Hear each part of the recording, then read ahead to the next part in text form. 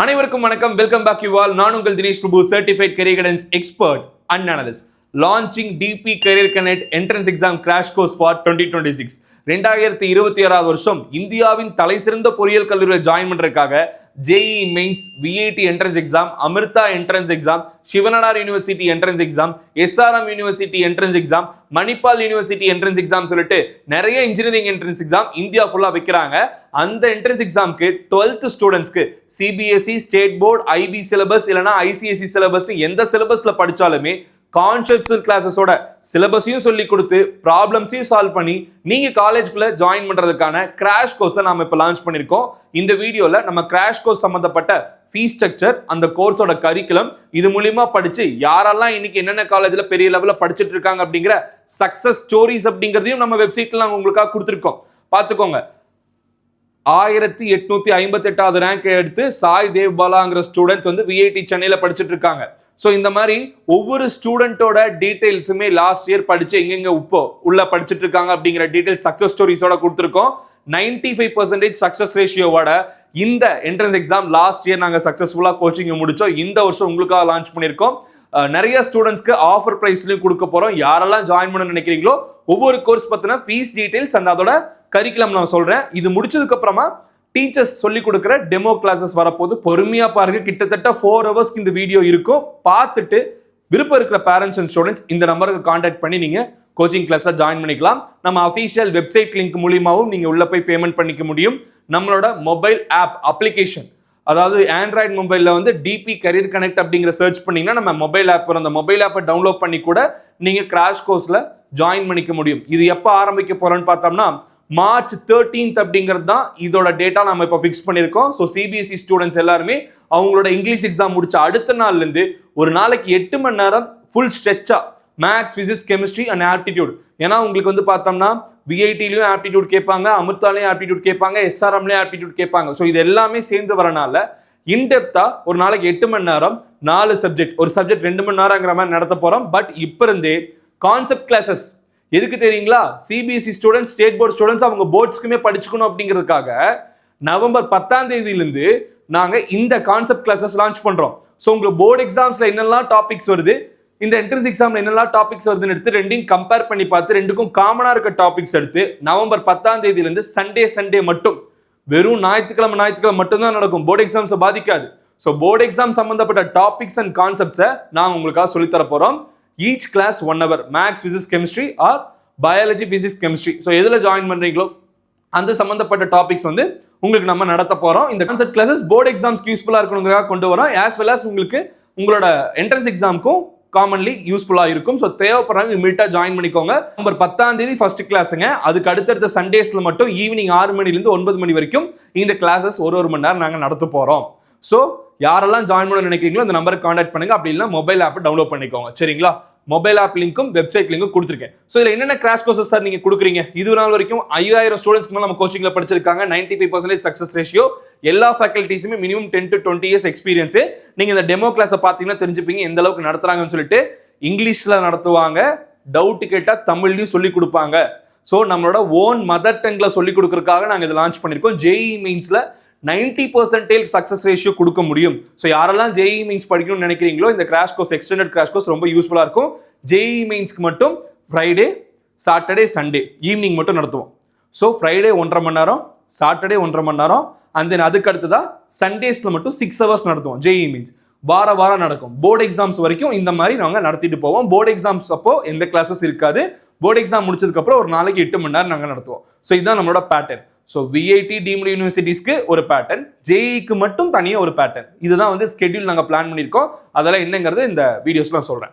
So இதில் வந்து பார்த்தோம்னா ஃபேக்கல்டிஸ் 10 இயர்ஸ்க்கு மேலே எக்ஸ்பீரியன்ஸ் இருக்கிறவங்க. And then VIT crash course பொறுத்த வரைக்கும் 230 மணி நேரம் நம்ம வந்து லைவ் கிளாஸஸ் கொடுக்க போகிறோம். ஆட்டோ ரெக்கார்டிங் நம்ம ஆப்பில் தான் நீங்கள் படிப்பீங்க. ஆப்பில் ஆட்டோமேட்டிக்காக ரெக்கார்ட் ஆயிடும். ஏதாவது ஒரு கிளாஸ் 2 கிளாஸ் மிஸ் பண்ணிட்டீங்கன்னா மறுபடியும் படிச்சுக்கலாம்.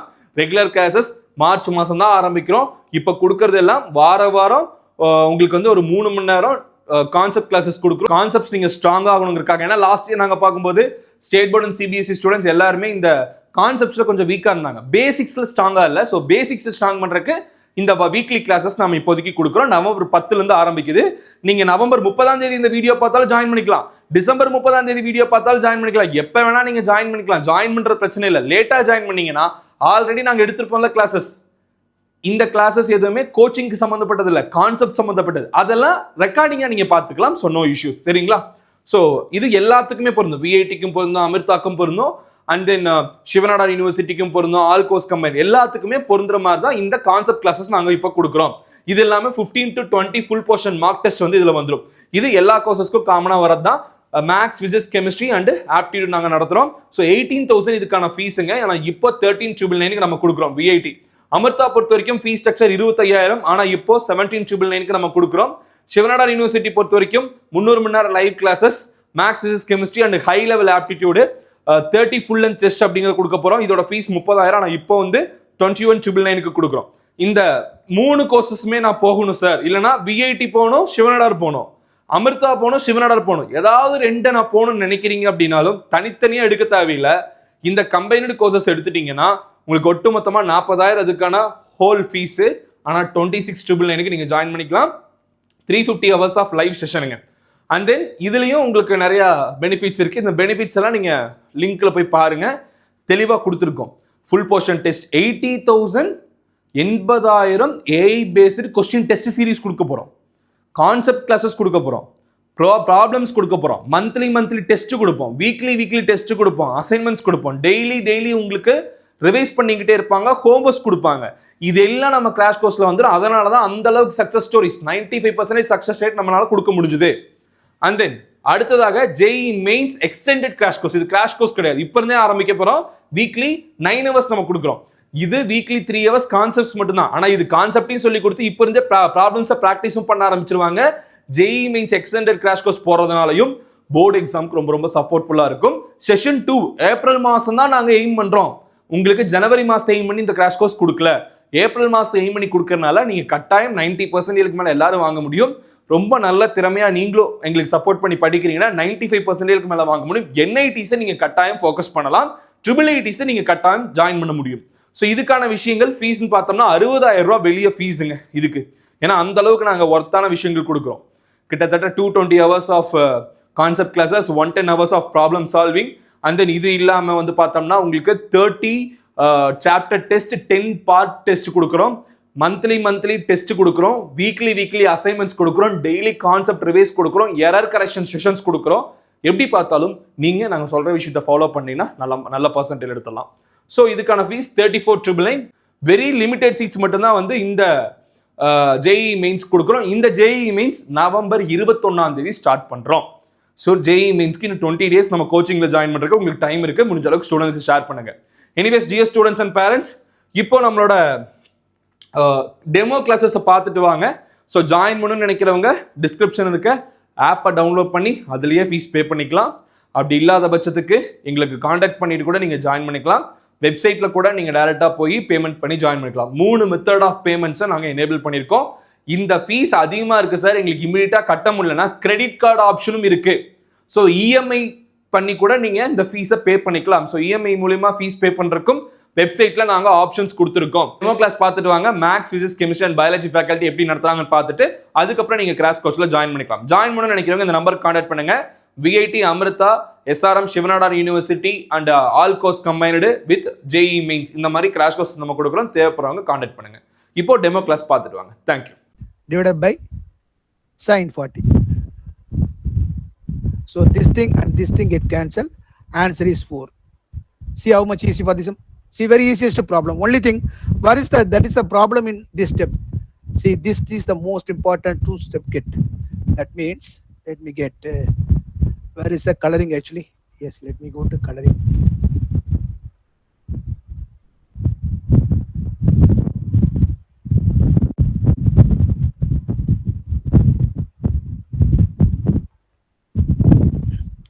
The most important step is this thing. See, this is the important step to be noted down. இந்த ஸ்டெப் தெரிஞ்சாதான் நம்மள போட முடியும். அதாவது 2 ஆல டிவைட் பண்ணோம், இதை 2 ஆல இன்ட்டு பண்ணோம். So we need to adjust both numerator and denominator in order to get the formula sin 2a and sin a minus b. இது தெரிஞ்சாதான் இந்த ஸ்டெப் நமக்கு தெரியணும்.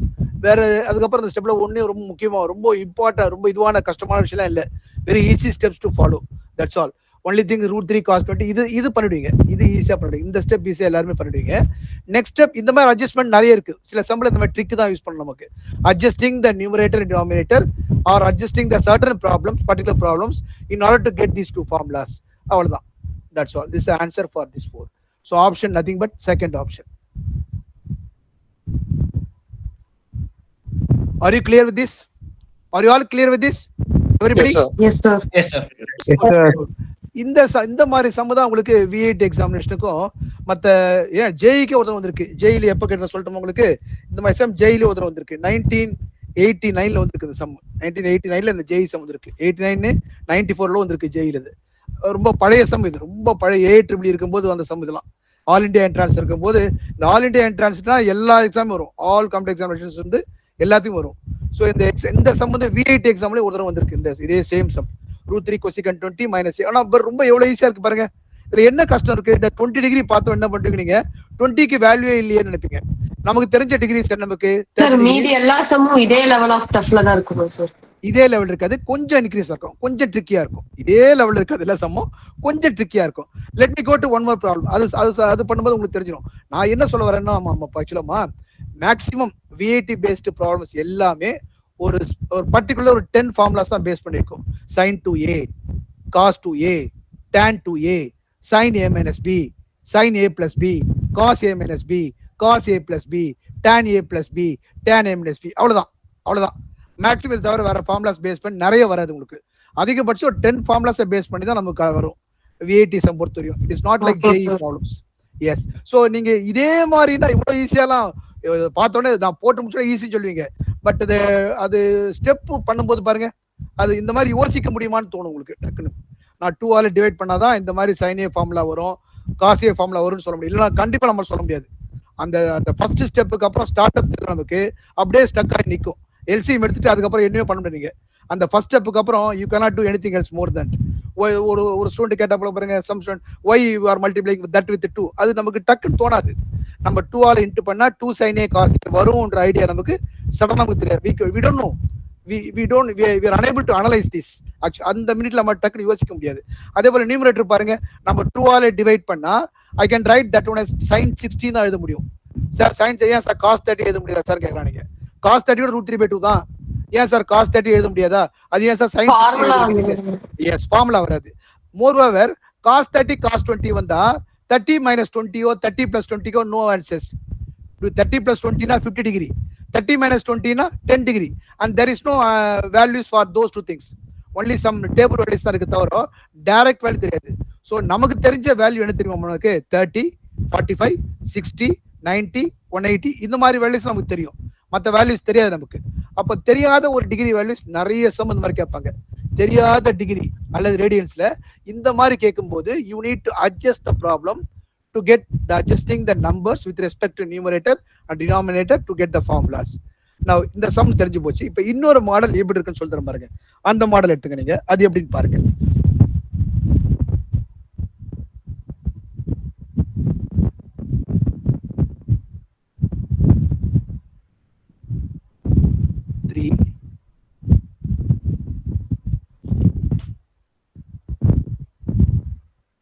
tan a divided by 1 minus cot a plus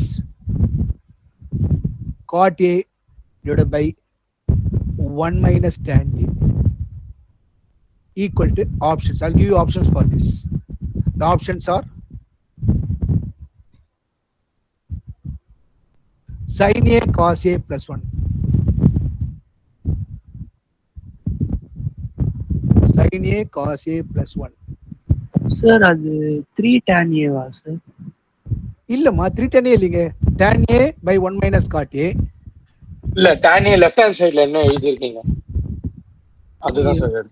இருங்க ஒரு நிமிஷம். அதான் sir. So tan a by 1 minus cot a plus cot a. wait இந்த போர்ட்ல சரியா வர மாட்டாங்க, வெயிட் பண்ணுங்க. cot a by 1 minus tan a. okay, now the option 1, option 2, tan A plus cot A.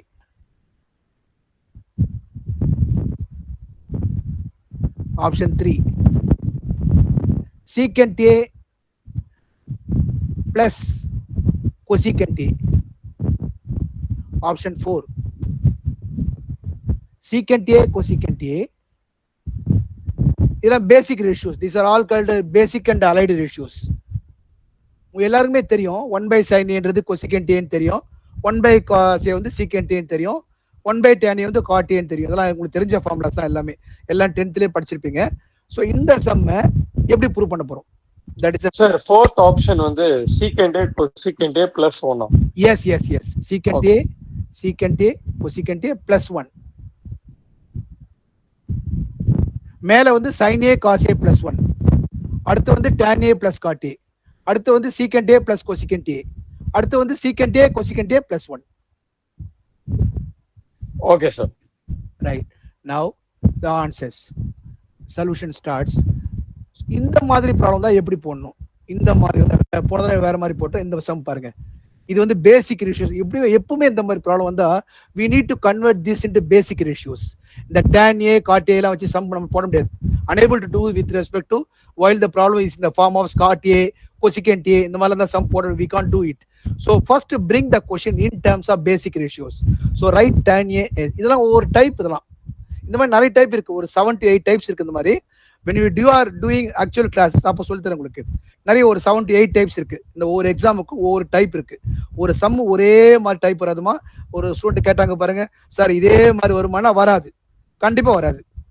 நம்ம நடத்துற மாதிரி அந்த டைப்ல அந்த கான்செப்ட்ல நீ யோசிக்கிற மாதிரி வேற டைப் வரும். அந்த மாதிரி பார்க்க போனா I am just analysing some 7 to 8 types ஒவ்வொரு கொஸ்டின் பார்க்கும்போது. அது நாம ட்ரிகனாமெட்ரி ஆக்சுவலா எடுப்போம் கிளாஸ். நாம அந்த கொஸ்டின்ஸ் நாம் ஒரு 20-25 கொஸ்டின் நான் போடுவோம் கிளாஸ்ல. அந்த சம் போடும்போது I will give you the methods how to find out, how to analyze the problems in different ways. அது வரும்போது உங்களுக்கு சொல்லி கொடுத்துறேன் உங்களுக்கு. சரியா? எல்லாருக்கும் புரியுதா சார்? சொல்லுங்க. இப்போ எல்லா எக்ஸாமுமே எல்லாமே எம்சிக்யூ மாதிரியே தான் இருக்குமா, இல்ல இந்த மாதிரி நம்ம டிரைவ் பண்ணிட்டு ஆன்சர் கொண்டு வர மாதிரி இருக்குமா? 100% MCQ, 100% MCQ. ஆனா ஒரு சின்ன சிக்கல் இருக்கு பால. என்ன ப்ராப்ளம் சொல்லட்டுமா? அந்த ப்ராப்ளம் சால்வ் பண்ணும்போது you should solve the problem within 2 minutes. நீங்க அந்த ப்ராப்ளம் சீக்கிரமா சால்வ் பண்ணணும். இப்போ நான் இங்க சால்வ் பண்றேன்னா உங்களுக்கு எக்ஸ்பிளைன் பண்றதுக்கு டைம் எடுத்துக்கிறேன், மற்றபடி எதுவும் இல்லை. இல்லைன்னா வேகமா சால்வ் பண்ணலாம். ஆனா சால்வ் பண்ற டைம் கண்டிப்பா 2 minutes குள்ள தான் முடிச்சிடணும். நீங்க வேகமா சால்வ் பண்ணணும். ஆனா ஒவ்வொரு நீங்க சால்வ் பண்ணிட்டு எங்களுக்கு பிராக்டிஸ் பண்றதுக்கு சம்ஸ் கொடுப்பீங்களா சார்? கண்டிப்பாமா, ஷியூரா கொடுப்பேன். டெஸ்ட் இருக்கு, ஒவ்வொரு டெஸ்ட் இருக்கு, யூனிட் டெஸ்ட் வைப்பேன், மார்க் டெஸ்ட் வைப்பேன், கண்டிப்பா எல்லாமே இருக்கு. I'll give it test series. Don't negative markings இருக்குல்ல சார் எக்ஸாமுக்கு? கண்டிப்பா இருக்கு. இருக்குல்ல? ஆமா, சரியா? S.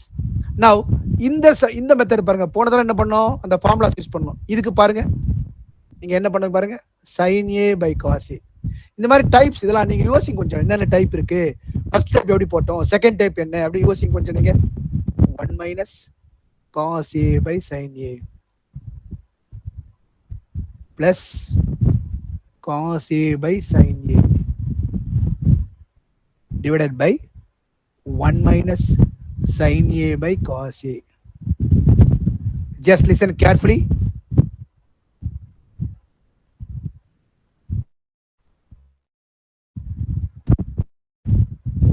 Sin A by cos A divided by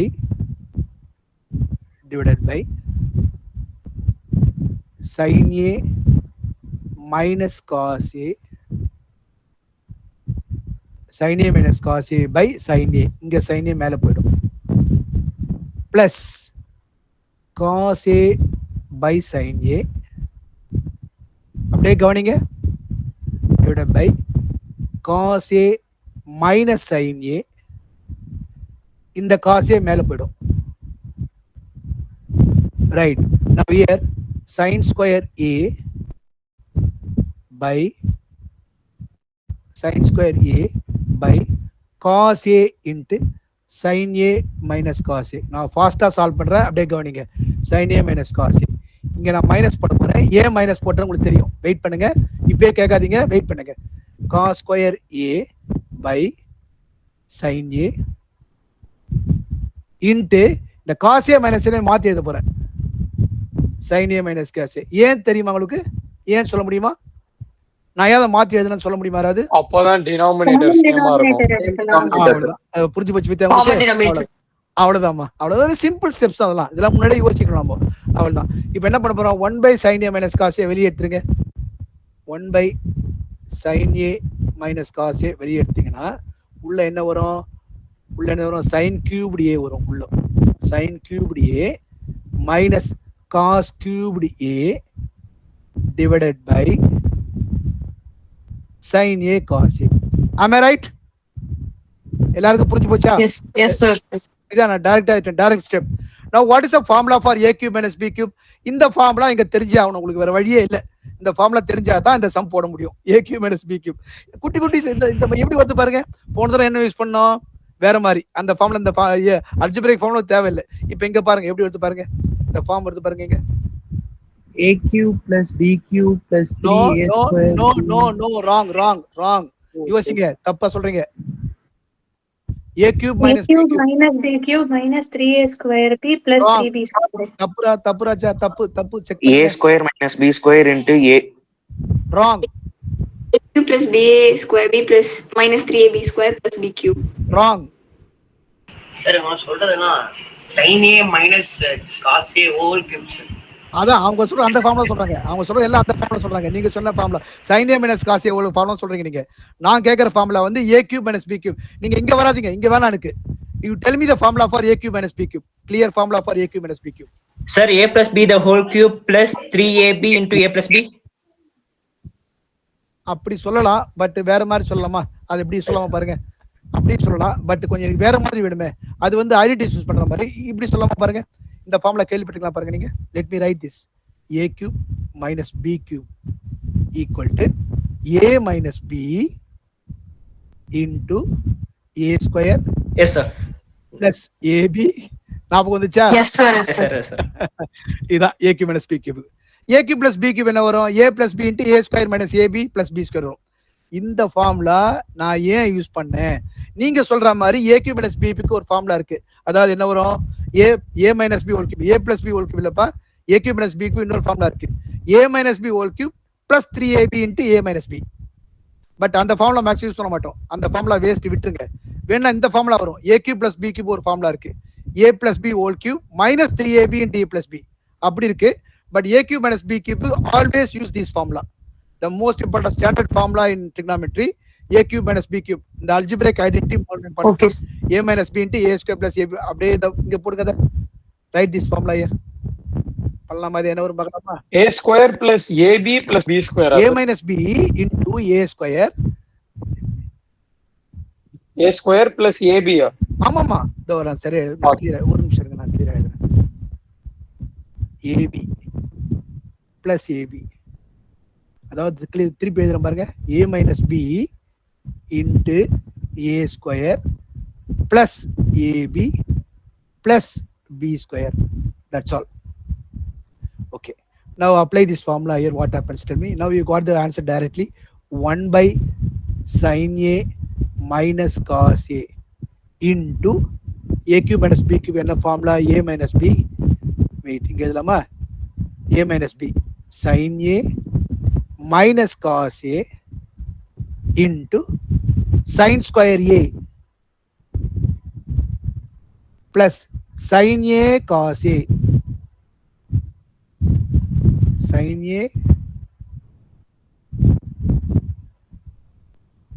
Sin a cos a plus cos square a divided by sin a minus sin a cos a.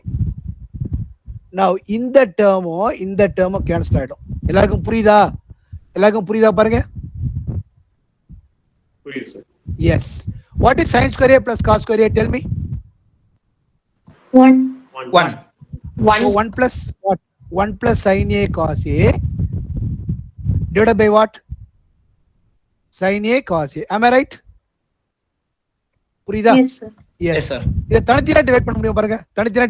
தனித்தனியா 1 by sin a cos a. How much? Yes sir. அப்போ what is 1 by 1 by sin a cos a plus 1 sir. Very good. What is 1 by sin a? Tell me what is 1 by sin a? Sir, secant. Cosecant. Cosecant. What is 1 by cos a? Secant. Cosecant A, secant A. Yes. So cosecant A, Cosecant secant A, A plus secant 1. A plus 1. Option D. That's all. Option D is the correct option. Fourth option is the correct answer. So secant A, so 1 by sin A into 1 by cos A plus sin A cos A by sin A cos A cancel ஆயிடும், ஒன்னு வந்துரும். So answer becomes secant A cosecant A plus 1 is the fourth option.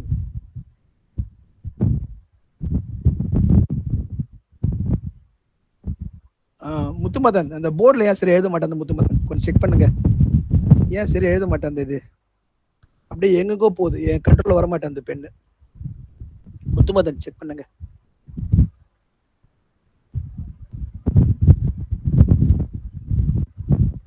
Okay, fourth option. Sir அதுல new page கொடுக்க அந்த add symbol எங்கப்பா? அந்த green colour add page. Add page தரணுமா? சரி.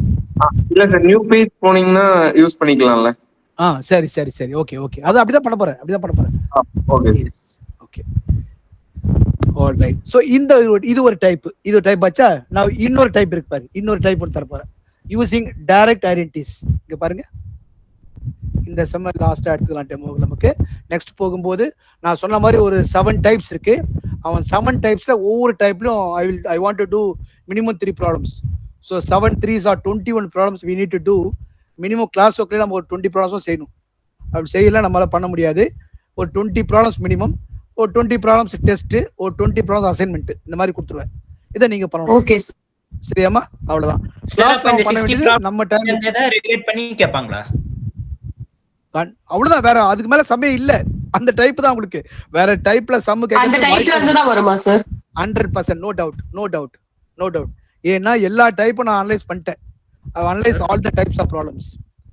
இந்த டைப்ல இருந்தா டைப்ல அதே மாதிரி கேட்காதீங்க. அதே சார் இந்த சம்மு தான் வருமா சார் கேட்க கூடாது, அது தப்பாயிடும். நான் சொல்றது புரியுதா உங்களுக்கு? இந்த நீங்க போட்ட சம்மு தான் வருமா சார் கேட்க கூடாது. அந்த மாதிரில அந்த டைப் அந்த ஃபார்முலா பேஸ் பண்ணி இப்படிதான் கேட்பாங்கன்றது ஐடியா கொடுத்துருவோம் நான். ஸோ என்னோட எக்ஸ்பீரியன்ஸ்ல அந்த மாதிரி டைப்ல ஒரு 7 டைப்ஸ் பேஸ் பண்ணி தான் சம் கொடுத்துட்டு இருக்காங்க நமக்கு ஆக்சுவலா. சொல்லுங்க, என்ன டவுட் சொல்லுங்க சார். போன क्वेश्चन எப்படி sir cosecant A plus secant A plus 1 வருது? அது மட்டும் ஒரு நிமிஷம், இங்க பாருங்க, போர்ட பாருங்க. சோ அது இப்படி இருக்கு ஆக்சுவலா. அது எப்படி தெரியுமா இருக்கு? 1 by இந்த பாருங்க 1 by sin A minus cos A. இந்த சம் இப்படி இருக்கு. நான் போடும்போது இப்படி இருந்து sin A minus cos A into that is A minus B into A square plus AB plus AB plus B square இப்படியா இருந்தது. divided by sin. இதான் சம். நான் என்ன பண்ணிக்க தெரியுமா? இந்த ரெண்டு இதை ரெண்டு கேன்சல் பண்ணிட்டேன். So sin square plus cos square வந்து 1 பிளஸ் ரிமைனிங் என்ன இருக்கு? sin A cos A divided by sin A cos A. இது ரெண்டா பிரிங்க, நீங்க ரெண்டா பிரிங்க. 1 by sin A cos A plus sin A cos A by sin A cos. Yes, sin A cos A by sin A cos A. இப்போ இதை cancel பண்ணுங்க, இங்க 1 வந்துரும். So 1 by sin A is cosecant A, 1 by cos A is secant A. That's all. Okay sir, thank you sir. Okay sir. Clear அப்பா? சரி, இப்போ இந்த some பாருங்க. Take this sum. சார் ஆனா ஒரு சம்முக்கு இவ்வளவு நேரம் டைம் எடுக்குதே சார். எடுக்கூடாது சொல்றேனே, எடுக்கூடாது. சரி, நான் இப்ப பண்றேன். நான் வேகமா பண்ணிட்டேமா? நீங்க வாங்க பாருங்க, கடல் பண்ணிட்டே போறேன். அப்படியே பாருங்க, பண்ணிட்டேன் பாருங்க. ஓகே, இங்க பாருங்க, இவ்வளவு எடுக்கூட டைம். நான் சொல்றேன் 2 மினிட்ஸ்ல நீங்க சம் போடணும். அந்த பிராக்டிஸுக்கு வந்து ஆகணும், வேற வழி இல்லை. நீங்க வந்து ஆகணும். இந்த சம்லாம் அப்படிதான் இருக்கும். நீங்க ஒரு குறைஞ்ச ஒரு 7 to 8 ஸ்டெப்ஸ் வருமா குறைஞ்சது. ஷார்ட்கட் கிடையாது. நம்ம குறைஞ்சது 7 to 8 ஸ்டெப்ஸ் வரும். அந்த ஸ்டெப் என்ன பண்ணணும்? நீங்க சிம்பிளிஃபை பண்ணணும். அதாவது how to simplify ப்ராப்ளம். இது பேர் தான் ப்ராப்ளம் சால்விங் டெக்னிக். ஒரு சம்மை சால்வ் பண்ண கத்துக்கிறோம். அந்த ப்ராப்ளம் சால்வ் பண்ணி ஸ்டெப்ஸ் வந்து ஸ்கிப் பண்ண, நீங்க நிறைய மைண்ட் வந்து ரீட் பண்ணணும். ஸ்டெப்பை ஸ்கிப் பண்ணி போடணும். பாருங்க, உதாரணமா இங்க பாருங்க, இந்த பாருங்க, இந்த சம் பாருங்க. இந்த last problem 3 sin x 3 times sin x minus cos x whole power 4 plus 6 times sin x சம பாருங்க sin x plus cos x whole square plus 4 power sin power 6x plus cos power 6x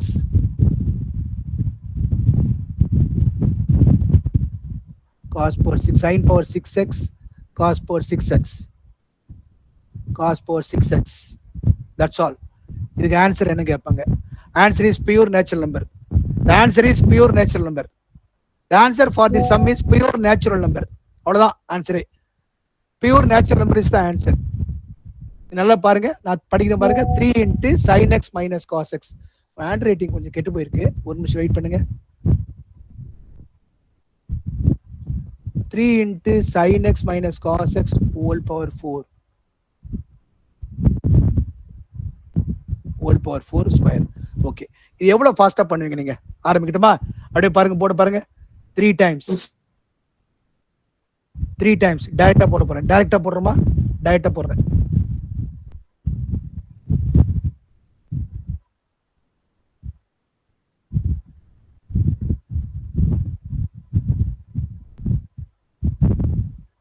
எப்படி நீங்களே சொல்லுங்க பார்க்கலாம். எனக்கு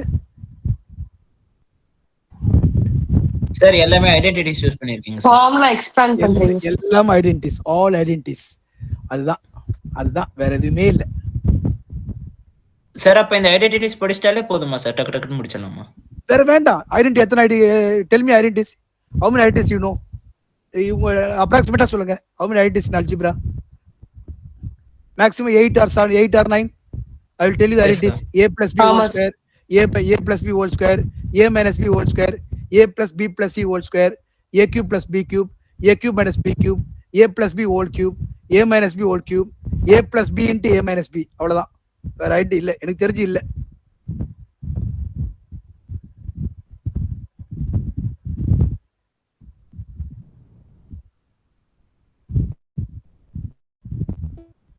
Sir, first term எப்படி sir 1 plus 2 sin x cos x whole square? இங்க என்ன இது என்ன சொல்லுங்க? what tell me the number? Power 4 தானே சார்? power 4 ரெண்டா மாத்துங்க. அது ரெண்டா பிரிங்க. sin x minus cos whole square. ஓகேவா? So first a minus b whole square formula போடுங்க. sin square plus cos square 1 ஆயிடுமா? அப்புறம் minus 2ab. இங்க minus அது பிளஸ் மாதிரி இருக்கு சார். இல்ல மைனஸ் தான் அது மைனஸ். அதுக்கு ஹோல் ஸ்கொயர் போட்டேன். இப்போ இதுக்கு பாருங்க, இதுக்கு மட்டும் இதெல்லாம் ரஃபா தான் போடணும், ஸ்டெப் போடாது. ரஃபா போடுங்க. இதுக்கு ஜஸ்ட் ரஃபா எழுதுங்க.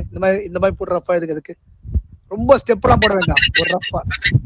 Sir a minus b the whole power 4 formula use பண்ணலாம்ல? இல்ல, எனக்கு ஃபார்முலா இல்லையே. a minus ஃபார்முலா கிடையாதாச்சே. What is the formula?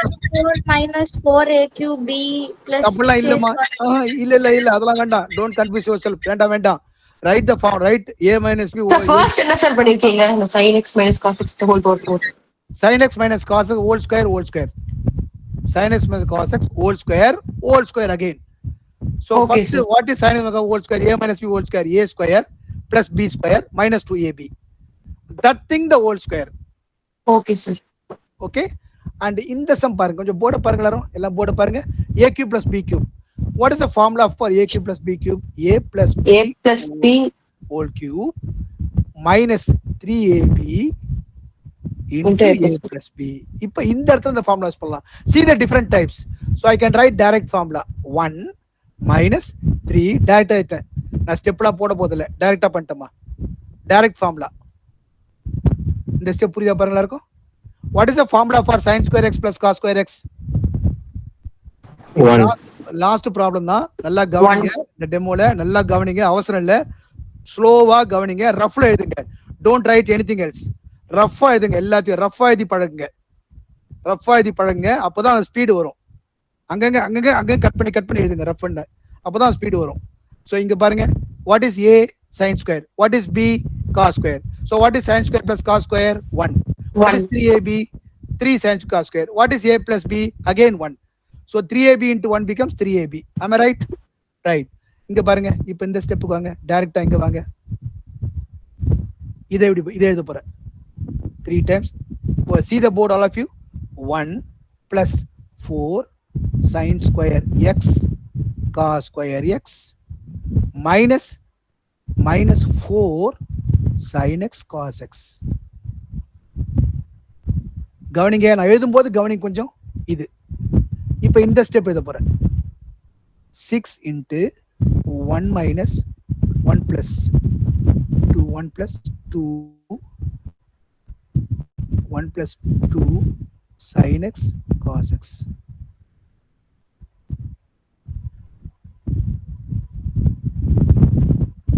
புரிஞ்சு போச்சா? சம் முடிஞ்சு போச்சுமா? Sum sir one doubt sir. Yes tell me. Sir இங்க முன்னாடி ஸ்டெப்ல 4 into sin 6x plus cos 6x இருக்குதா சார்? எங்க முன்னாடி ஸ்டெப்லயா? எஸ் சார், முன்னாடி ஸ்டெப்ல ஃபர்ஸ்ட் ஸ்டெப்ல பாருங்க 4 into sin 6x plus cos 6x ன்னு இருக்கு. அதுக்கு அப்புறம் நீங்க அத வந்து cos sin 2x power 3 ஆ மாத்திருக்கீங்க. பவர் ஸ்ப்ளிட் பண்ணிருக்கீங்க. sin square x whole cube plus cos square x whole cube அப்படி போட்டுருக்கேன். so a is nothing but sin square and b is nothing but cos square. a வந்து sin square, b வந்து cos square. அப்போ what is a plus b whole cube? அதுவே நம்ம அப்படியே மாத்தி sin power 3x plus cos power 3x into அது போட்டுருந்தா நம்ம a minus b the whole square ஃபார்முலாலே போட்டுருக்கலாமே.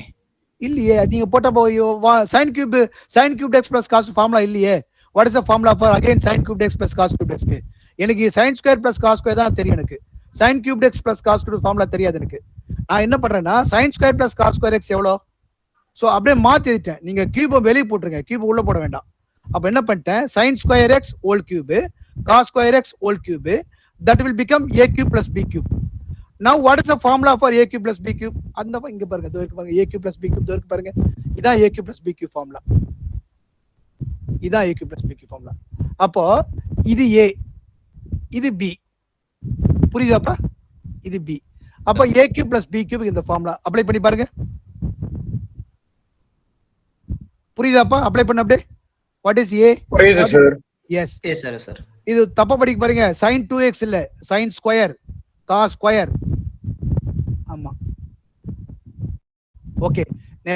ஒருமாப்போ பத்தியா பிக்கும்போது எவ்வளவு நாள் பத்தியா நமக்கு ஏம்மா எல்லாம் கவனிங்கம்மா. எங்க பேசும்போதே பத்தியா நம்ம இவ்வளவு எக்ஸ்பிளைன் கேட்கும்போது எவ்வளவு வருது டைம் எடுது. இந்த டைம் தான் நம்ம சேவ் பண்ணணும். இப்போ இங்க 3 into 1 tell me what is 3 into 1? tell me what is 3 into 1? 3. what is 4 into 1? 4. what is 6 into 1? 6. okay. அப்புறம் what is 3 into 4? 12. sin square cos square x. 12. what is 4 into minus 3? minus 12. அது minus 12. Cancel ஆயிடுச்சா பாருங்க. yes cancel ஆயிடுச்சா? புரியலையா? Yes, sir. 3 into 4 sin square x cos square x. இங்க minus 12 sin square cancel ஆயிடுச்சா இல்லையா? yes ஆயிடுச்சா? சரி. what is 3 into 4? இங்க இந்த தேர்ட் டேர்ம் பாருங்க, தேர்ட் டேர்ம் இங்க தேர்ட் டேர்ம். இருங்க வர ஒரு நிமிஷம் இருங்க, ஒவ்வொரு டேர்மா சொல்றேன் பாருங்க, அப்பதான் மெதுவா. டோன்ட் ரைட், கவனிங்க.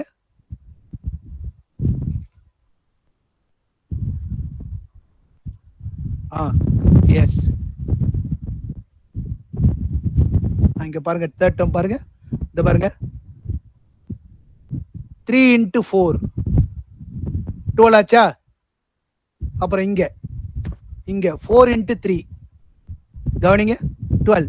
இந்த ரெண்டு டேர்ம் கேன்சல் ஆயிடுச்சு. அடுத்து இங்க பாருங்க, டைரக்டா பாருங்க.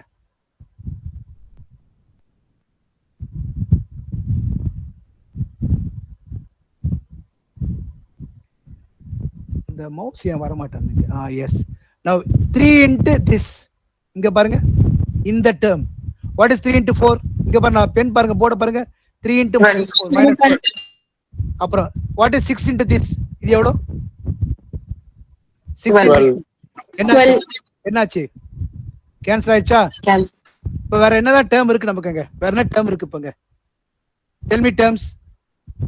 so first one the 3, second one the 6, 4. அடுத்து 4.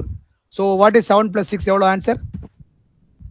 answer is 13 is the answer. 13. no, அப்படியே go through பண்ணுங்க, ஸ்லோவா go through பண்ணீங்க. இதை நீங்க எக்ஸ்பேண்ட் பண்ணி எழுதிக்கலாம், அது உங்க விருப்பம். நான் ரொம்ப சிம்பிளா போட்டேன். இப்போ இது எவ்வளவு இது ஃபாஸ்டா பண்ண என்னவா நமக்கு தேவை? இது ஃபாஸ்டா பண்ணணும்னா நமக்கு என்ன தெரியணும்? சொல்லுங்க பார்க்கலாம். ஐடென்டிட்டிஸ் தரவா தெரியணும். ரெண்டாவது மல்டிப்ளிகேஷன் பக்காவா தெரியணும். ஐடென்டிட்டிஸ் பக்காவா தெரியணும். டக்குன்னு மல்டிப்ளை பண்ண தெரியணும். That is most important. அதுதான் ரொம்ப செம்ம ஈஸியா இருக்கும். ஒன்லி திங் இந்த டக்குன்னு சால்வ் பண்ண முடியாது, அப்படியே ஸ்டக் ஆகி நிற்கும். மற்றபடி எதுவுமே இல்லை. இது ஒன்லி பை பிராக்டிஸ் தான். இந்த மாதிரி ஃபாஸ்டா போடலாம், ஸ்டெப்பே போட வேண்டிய அவசியம் இல்லை. இங்க 3 இது ரெண்டு கடைசி ஸ்டெப் மட்டும் ஒரு தடவை சொல்லி தரீங்களா? லெஃப்ட்ல ஒரு டேர்ம் மல்டிப்ளை பண்ணீங்க, அங்க 13 வந்துச்சு. ரைட்ல எப்படி கேன்சல் ஆகும்னு சொன்னீங்க, அது ஒரு தடவை திருப்பி சொல்லுங்க. சொல்றேன். இங்க பாருங்க, ஃபர்ஸ்ட் நம்பர் மட்டும் எடுத்துலாமா? டெல் மீ நம்பர்ஸ் மட்டும் எடுங்க. What is 3 into 1? Tell me what is 3 into 1? 3. இங்க போட்டுனா 3 போட்டுனா எஸ். அப்புறம் இங்க வாங்க, வாட் இஸ் 4 into 1? 4. இங்க போட்டுனாச்சா? ஓகே. அப்புறம் வாட் இஸ் 6 into 1? 6 போட்டாச்சா? ஓகே. திருப்பி இங்க வாங்க, 3 into 4 எவ்வளோ? இங்க 3 into 4 அங்க 12 sir. 12 sin square x cos square x. வேற எங்க இருக்கு sin square cos square x? எங்க பாருங்க, தோ அப்படியே அந்த 4 டேர்ம்ல இருக்கு. இங்க மைனஸா பிளஸ்ஸா? அது இங்க மைனஸ் இருக்கு, சோ கேன்சல் ஆயிடும். அங்க கேன்சல் ஆயிடும். அந்த டேர்ம் போயிடுச்சு. அப்போ அது வேண்டாம் நமக்கு, இனிமே அது வேண்டாம். அப்புறம் திருப்பி ஃபர்ஸ்ட்க்கு வாங்க, வாட் இஸ் 3 into -4? -12. ஃபுல்லா சொல்லுங்க. -4 -12 -4 sin x cos x. No, -12 -12 sin x cos x. அப்புறம் இங்க வாங்க, இங்க இங்க +12 sin x cos x. என்னாச்சு? அது கேன்சல் ஆயிடுச்சா? Remaining terms 3 + 4 + 6. இப்போ இந்த 3 சம் எடுத்துடலாம்ப்பா. இந்த 3 சம்ல இருந்து என்ன அனலைஸ் பண்ணீங்க? இது மூணுமே வேற வேற இருந்தா இல்ல ஒரே மாதிரி இருந்தா சொல்லுங்கம்மா. ஒரே மாதிரி இருந்தா இல்ல மூணு வேற மாதிரி இருந்தா? மூணுமே டிஃபரண்ட் டைப்ஸ், பட் ஆனா ஐடென்டிட்டிஸ் பேஸ் பண்ணி தான் இருக்கு. ரைட், ஐடென்டிட்டி பேஸ் பண்ணி இருக்கு. இன்னொன்னு, இது டக்குன்னு அந்த சம் எடுத்த உடனே அப்ளை பண்ணுறதா? சம் பார்த்த உடனே இப்படிதான் வரணும் அப்படின்னு சொல்ல முடியுமா உங்களால? இப்படிதான் பண்ணணும் சார். இந்த மாதிரி டைப் எந்த இதுல வரும் சார்? விஐடி, அமிர்தா அது மாதிரியா sir? I am doing only VIT and Amrita. Yes, of course. All state VIT, Amrita, SSN இந்த மூணுமே சேம் தான். VIT, Amrita, SN மூணுமே சேம் தான். ரொம்ப லோயர் சிலபஸ் தான். VIT வந்து கொஞ்சம் அதிகமா இருக்க சிலபஸ். SN வந்து இதை விட கொஞ்சம் சாப்டர்ஸ்லாம் கம்மியா இருக்கு, SN Amritaவும். பட் VITக்கு இப்போ நடத்துறது உங்களுக்கு ஆக்சுவலா VIT 11th போர்ஷன் இருக்கா சார் இதுல? என்னமா 11th போர்ஷனும் கவர் பண்ணுவீங்களா சார்? 11th போர்ஷன் தான் கவர் பண்ணிருக்கேன் உங்களுக்கு. இப்போ 11th போர்ஷன் தான் கவர் பண்ணிருக்கேன். I am doing only 11th portion தான். 11th தான ட்ரிகனாமெட்ரி. 12th ஏது ட்ரிகனாமெட்ரி உங்களுக்கு? 12th ஃபுல்லா அப்ளிகேஷன் படிப்பீங்க. ட்ரிகனாமெட்ரி அங்கங்க பயன்படுத்துவீங்க. ட்ரிகனாமெட்ரி தெரியலனா 12th நீங்க இன்டகிரேஷன் பண்ண முடியாது, டிஃபரன்ஷியேஷன் பண்ண முடியாது. ட்ரிகனாமெட்ரி 11th ஒழுங்கா தெரியலனா, அந்த ஃபார்முலாஸ்லாம் தெரியலனா, we are unable to do differentiation and integration. So 12th தனி சாப்டர் ட்ரிகனாமெட்ரி கிடையாது. These are all 11th chapter. 11th ஸ்டாண்டர்ட்லாம் ட்ரிகனாமெட்ரி படிப்பீங்க, full trigonometry. 10th and 11th ஸ்டாண்டர்ட், 10th and 11th தான் ட்ரிகனாமெட்ரி உங்களுக்கு. 12th inverse trigonometry function chapter அது இது தெரியணும். இது மஸ்ட். அதுக்கு இதான் தெரியணும். இன்வெர்ஸ் ட்ரிகனாமெட்ரி தெரியணும். அது தனி chapter. That is the different chapter. In trigonometry தான். அதுவும் ட்ரிகனாமெட்ரி. நான் முதல்ல சொல்லணும் உங்களுக்கு, அந்த ஃபர்ஸ்ட் ஸ்போர்ட்டுக்கு அடுத்த மாதிரி என்னென்ன டாபிக் வரும்னு. there are 4 topics in trigonometry. Number 1, ratios and angles. Number 2, solution of triangles. Number 3, angle of elevation and angle of depression. Number 4, inverse trigonometry function. இதான் இந்த 4 பாட்டு தான் trigonometry. உங்களுக்கு புரியுதா உங்களுக்கு? இப்போ நடத்துறது ரேஷியோஸ் அண்ட் ஆங்கிள்ஸ். அடுத்து ஃபர்ஸ்ட் டாபிக். இந்த ஃபர்ஸ்ட் டாபிக் தான் டெமோவா கொடுத்துருக்கேன். இன்னும் செகண்ட்லாம் நடத்தல. இன்னும் அதுல ஃபர்ஸ்ட் டாபிக் ஆங்கிள்ஸ் பண்ணல. இன்னும் 2A ஆங்கிள்ஸ் இருக்கு, 3A ஆங்கிள்ஸ் இருக்கு அதுல நமக்கு. ஸோ கிட்டத்தட்ட ஒரு 25 ப்ராப்ளம்ஸ் பண்ணணும் நம்ம. அப்பதான் நீங்க தரவாக முடியும். ஒரு 25 மினிமம் வேணும். Then only you can able to தரவு வித் ப்ராப்ளம்ஸ். நான் சொல்றது உங்களுக்கு புரியுதாமா? உங்களுக்கு எல்லாருக்குமே புரியுது சார். இந்த சம் எல்லாம் நான் போடுவேன் போர்டில், டோன்ட் வரி. இந்த சம் எல்லாமே நான் இங்க பண்ணுவேன். பண்ணிட்ட உடனே உங்களுக்கு டெஸ்ட் வைக்கும் போது நீங்க இந்த சம்மை பேஸ் பண்ணி அனலைஸ் பண்ணணும். நல்லா கவனிங்க. நான் என்ன கிளாஸ் ஒர்க்ல எடுத்தனோ அதே மாதிரி தான் கொடுக்கணும்னு நீங்க கேட்கக்கூடாது. அது தப்பாயிடும். மாத்தி கொடுப்பேன், வேற மாதிரி கொஸ்டின் வரும். ஸோ அதுவும் ஒரு டைப்ல இருக்கும். ஸோ இந்த எல்லா டைப்பும் சேர்த்து தான் நீங்க படிக்க போறீங்க. அதுக்கு மேல நோ டைப்ஸ், அதுக்கு மேல கொஸ்டின் வரதுக்கு வாய்ப்பே இல்லை. நான் கொடுக்குற questions plus test series plus assignment. Do you understand? Yes. இது எல்லாத்தையும் சேர்த்து படிக்கணும். அசைன்மெண்ட், டெஸ்ட் சீரியஸ், அப்புறம் question paper, class work assignment, class work problems. வேற சம் நீங்க போடணும் அவசியம் இல்லை. ஸோ இந்த 3 டெமோஸ்ல இருக்கிறது மட்டும் தான் நம்ம பார்த்தா போதும். 3 சம்ல ஒரு டைப். ஒவ்வொரு டைப் எப்படி அப்ளை பண்றீங்க? ஸோ ரேஷியோஸ் அண்ட் ஆங்கிள்ஸுக்கு ஃபர்ஸ்ட் டைப் அப்ளை பண்றீங்க, அது எந்த ஃபார்முலாஸ் அப்ளை பண்ணும்? நான் அடுத்து 2 ஃபார்முலா எடுத்திருக்கேன். அது ஃபர்ஸ்ட் டைப்புக்கு என்ன 2 ஃபார்முலா சொல்லுங்க பார்ப்போம்.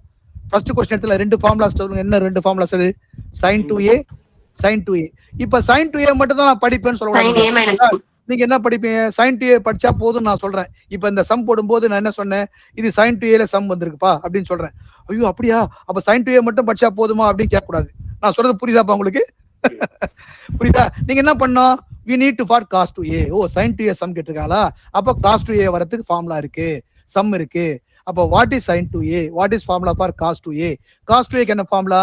2 cos square a minus 1 1 minus 2 sin square a cos square a minus sin square a 1 minus tan square a by 1 plus tan square a. அப்போ அது படிச்சா போதுமா? பத்தாது, tan 2a வேணும். tan 2a என்ன formula? these are called 2a formulas. அதே போல 3a formulas இருக்கு. இதெல்லாம் ஆங்கிள்ஸ், அதாவது ரேஷியோஸ் அண்ட் ஆங்கிள்ஸ். நான் sin 2a மட்டும் தான் நான் அர்த்தம் சாரி sin 2a மட்டும் தான் சம் வரும்னு கேட்க கூடாது, அது தப்பாயிடும். sin 2a லனா sin 2a ல ஒரு சம். ஸோ இந்த மாடல்ல cos 2a ல கேட்கலாம், tan 2a ல கேட்கலாம். நான் சொல்றது புரியுதா உங்களுக்கு எல்லாருக்கும்? எல்லாருக்கும் புரியுதா? Hello? Yes sir. Yes yes answer my question. நம்ம we are only discussion, நம்ம டிஸ்கஸ் தான் பண்றோம். நீங்க டவுட்ஸ் கேட்கலாம். நீங்க இந்த ஃபார்முலாஸ்லாம் வரும் கேட்டாங்க பாருங்க, இதே மாதிரி தான் வருமானா, இதே மாதிரி வேற வேற ஃபார்முலாஸை பேஸ் பண்ணிரும். இந்த சம்முக்கு இந்த ஃபார்முலான்றதை நீங்க தான் அனலைஸ் பண்ணணும். அப்ப என்ன பண்ணோம்? we need to write the formulas. So என்ன பண்ண போறேன் நெக்ஸ்ட் கிளாஸ் வரும்போது நான் ஃபர்ஸ்ட் உங்க A4 ஷீட் எடுத்துங்க. Take one A4 sheet. I want to right minimum 15 formulas இருக்குல்ல ரேஷியோஸ் அண்ட் ஆங்கிள்ஸ்ல. இந்த ஃபார்முலாஸ் மட்டும் கொடுத்துட்றேன். அதில் சம் போடும்போது A4 ஷீட்டை பக்கத்தில் வச்சுங்க. வச்சுட்டு அந்த ஃபார்முலாஸை பார்த்து அந்த சம்மை போடுங்க. பார்க்க don't do the problems without seeing the formulas. இதெல்லாம் சின்ன ரீகால் மாதிரி உங்களுக்கு அப்படியே. ஸோ அந்த A4 ஷீட்ல அந்த ஃபார்முலாஸ் எழுதிங்க. Let me write the formulas to the board. போர்டில் எழுதுறோம் அந்த ஃபார்முலாஸை. அந்த ஃபார்முலாஸ் லைனாக எழுதிங்க. அந்த ஃபார்முலாஸை பார்த்து நம்ம சம் சால்வ் பண்றோம். am I right? Okay? Yes sir. Right. Okay. Within this we'll finish this topic.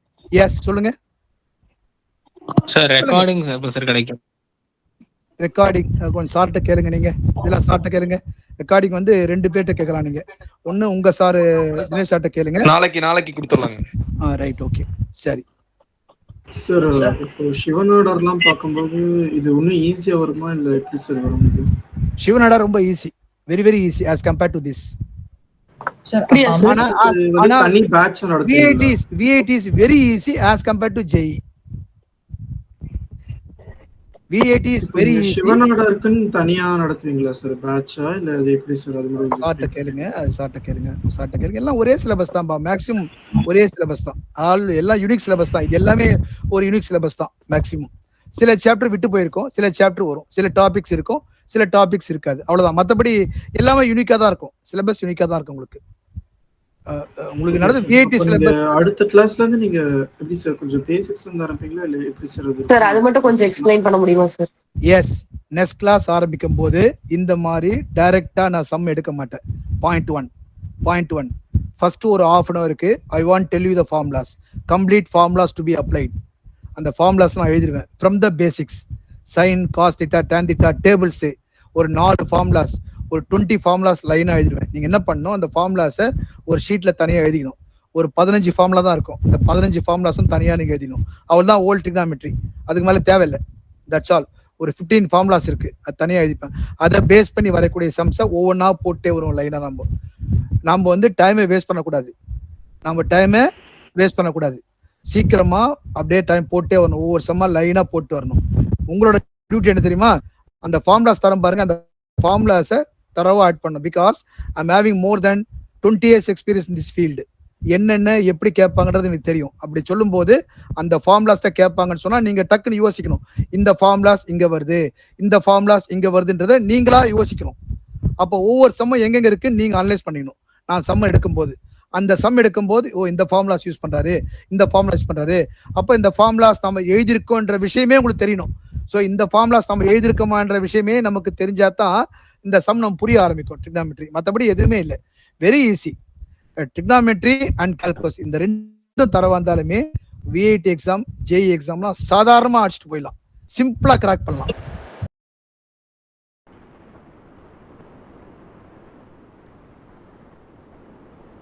units and dimensions.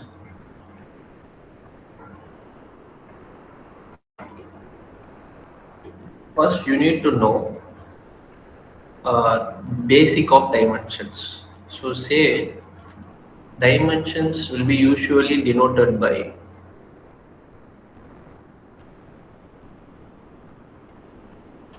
square brackets in terms of ml and t. Here m stands for mass and L stands for length and T stands for time. So dimensions will be usually denoted by the square brackets. Here M, L and T stands for mass, length and time. Now you need to know the basics of dimensions, that is basic quantities. Say for example, first thing is mass. The dimension of mass is capital M. Dimension of length or distance, both represent same, is L, and dimension of time is T. Another thing which you should remember is you should not mix units with dimensions. For example, this is dimension, the thing which I have mentioned in the square brackets. But units means units of mass is kg, unit of distance is meter, and the unit of time is seconds.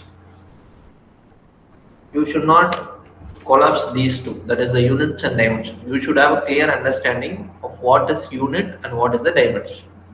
Okay, now we will start with the basic dimensions of quantities. Say first, I need to find the dimension of speed. Okay, now I am going to explain how to find the dimensions instead of memorizing. First, you need to know the relation between distance, speed and time. As everyone knows, distance will be equal to speed into time. Since I need to find the dimension of speed,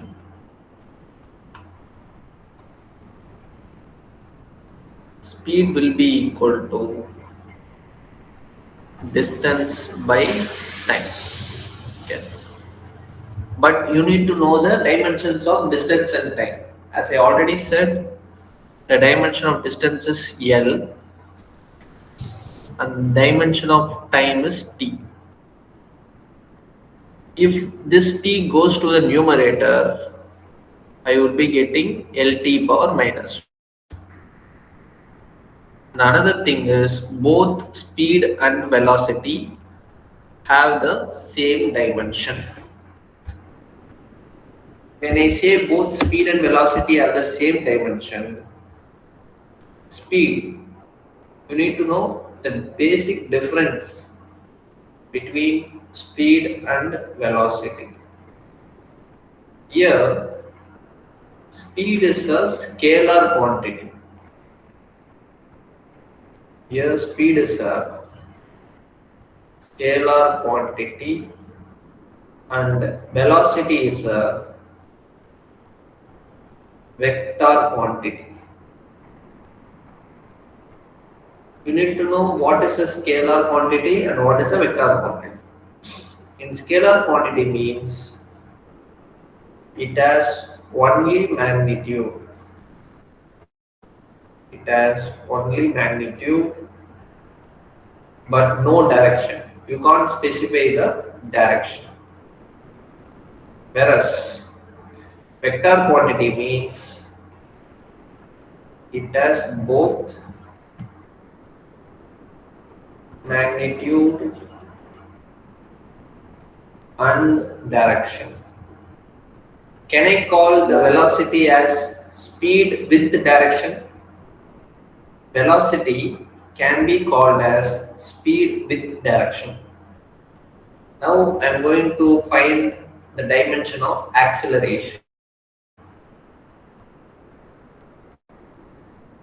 Acceleration, the basic definition is nothing but rate of change of velocity with time. Okay, rate of change of velocity with time. That is dv by dt. Okay, so which is what is the dimension of velocity? I have already derived it. That is Lt power minus 1 divided by dimension of time is t. If this goes to the numerator, I will be getting Lt power minus 2. So the dimensions of acceleration is Lt power minus 2. This is the basic of dimensions. Say I need to find the dimension of force. Okay. Since I'm not good at remembering, if I know the formula, I can easily derive it. It is most applicable for those kind of students. So force is mass into acceleration. This formula I hope everyone know. So force is equal to mass into acceleration. Okay. If you know the formula, it is very easy to find the dimensions. Say the dimension of mass is capital M and the dimension of acceleration is Lt power minus 2. Upon multiplication, I will be getting F is equal to mLt power minus 2. Is this clear? Any doubts in this? Now you can unmute and ask if you have any doubts till what I taught. Is anyone having any doubts? I want this session to be interactive, so if you have any doubts, feel free. Yeah, thank you. No, sir, no. Yeah, thank you. So this is the dimension of force. So say I need to find the momentum. For finding the dimension of momentum, you need to know the formula for momentum. And another thing, there are two momentum. Okay, you should not confuse. One is the linear momentum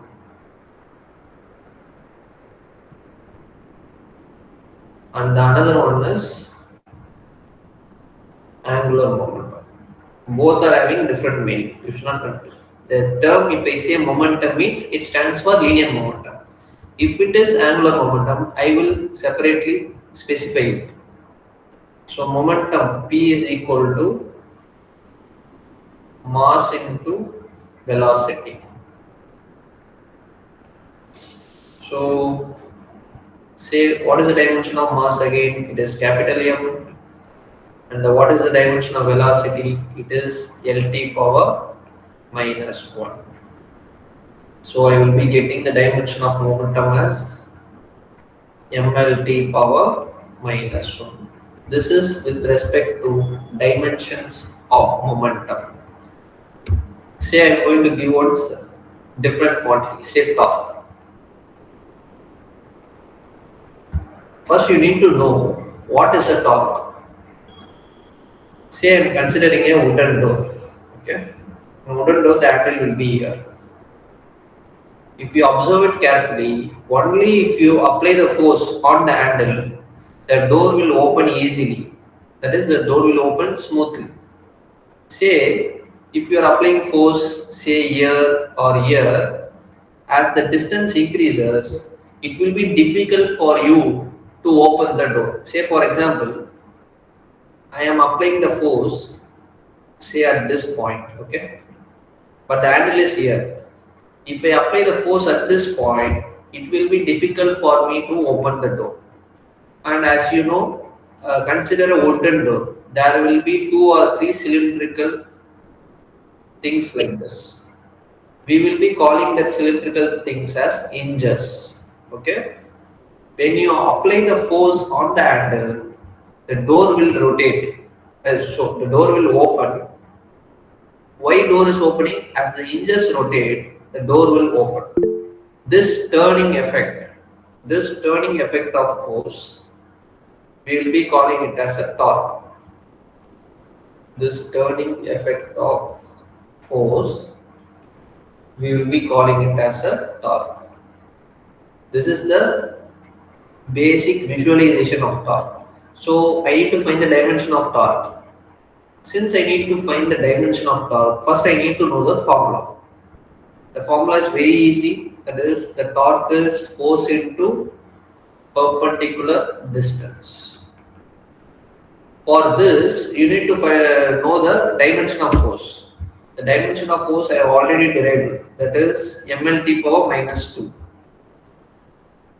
This is mLT power minus 2 into perpendicular distances, say L.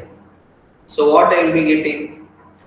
L power 1 into L power 1, it will become m L square t power minus 2. This is the formula for, this is the dimension of torque. Now say I am proceeding with the another quantity, say impulse. Okay, impulse. Impulse is nothing but, say I have given a graph. In competitive section, they will give these types of questions. Say this is force and this is T. Okay. So the graph is like this. So say this is 0, 2, 3 and this is 1. By giving this graph, they may ask you to find the impulse. In order to find the impulse, you need to know the formula for impulse. Impulse is nothing but force into time. Okay. So if I find the area between the FT graph, if I find the area between the FT graph, FT means force time graph. So force is taken in y-axis and the time is taken in x-axis. If I find the area, I will be getting the impulse. For example, how can I find the area of triangle?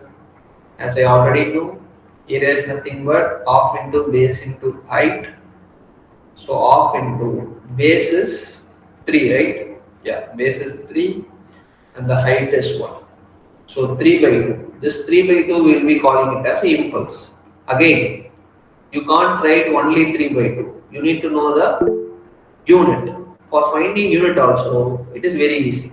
Say unit of force is Newton and the unit of time is seconds. So I can easily write the unit of impulse as 3 by 2 Newton seconds. For finding the dimension, again, the unit of, dimension of force is mLT power minus 2 into dimension of time is t.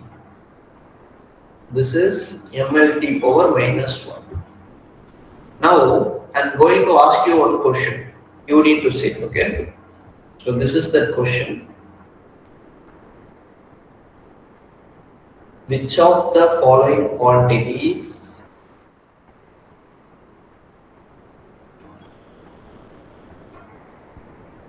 have same dimension? Which of the following quantities have same dimension? Say first option,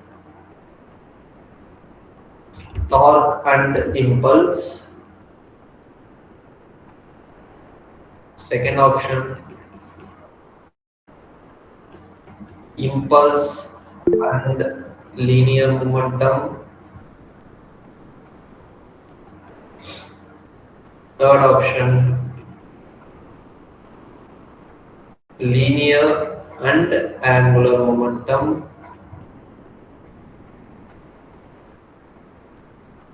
And the last option is all of the above. The last option is all of the above. Can you please solve and tell me the answer for this? 2 and 3, sir. Second one. First, second answer. first option, second option, third option, fourth option. Which option is correct? Second. Second answer. Second. So second option is correct. As I've already derived it, here see, the dimension of impulse is mlt power minus 1, and here the dimension of momentum is mlt power minus 1. Correct. Till this, are you having any doubts? No, sir. Yeah, perfect. Now, I am going to interrelate with 11th syllabus with 12th syllabus. Okay. Now listen. Say I will start with Coulomb's law.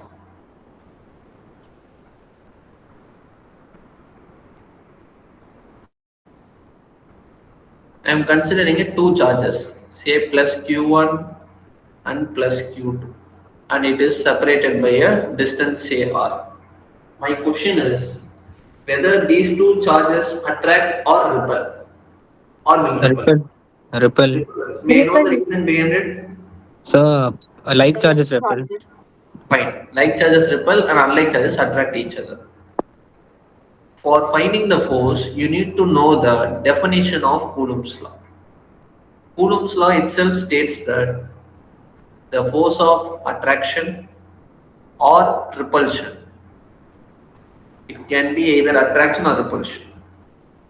This force is directly proportional to product of magnitude of charges, and it is inversely proportional to square of distance between them. We will be usually calling this inversely proportional as inverse square law.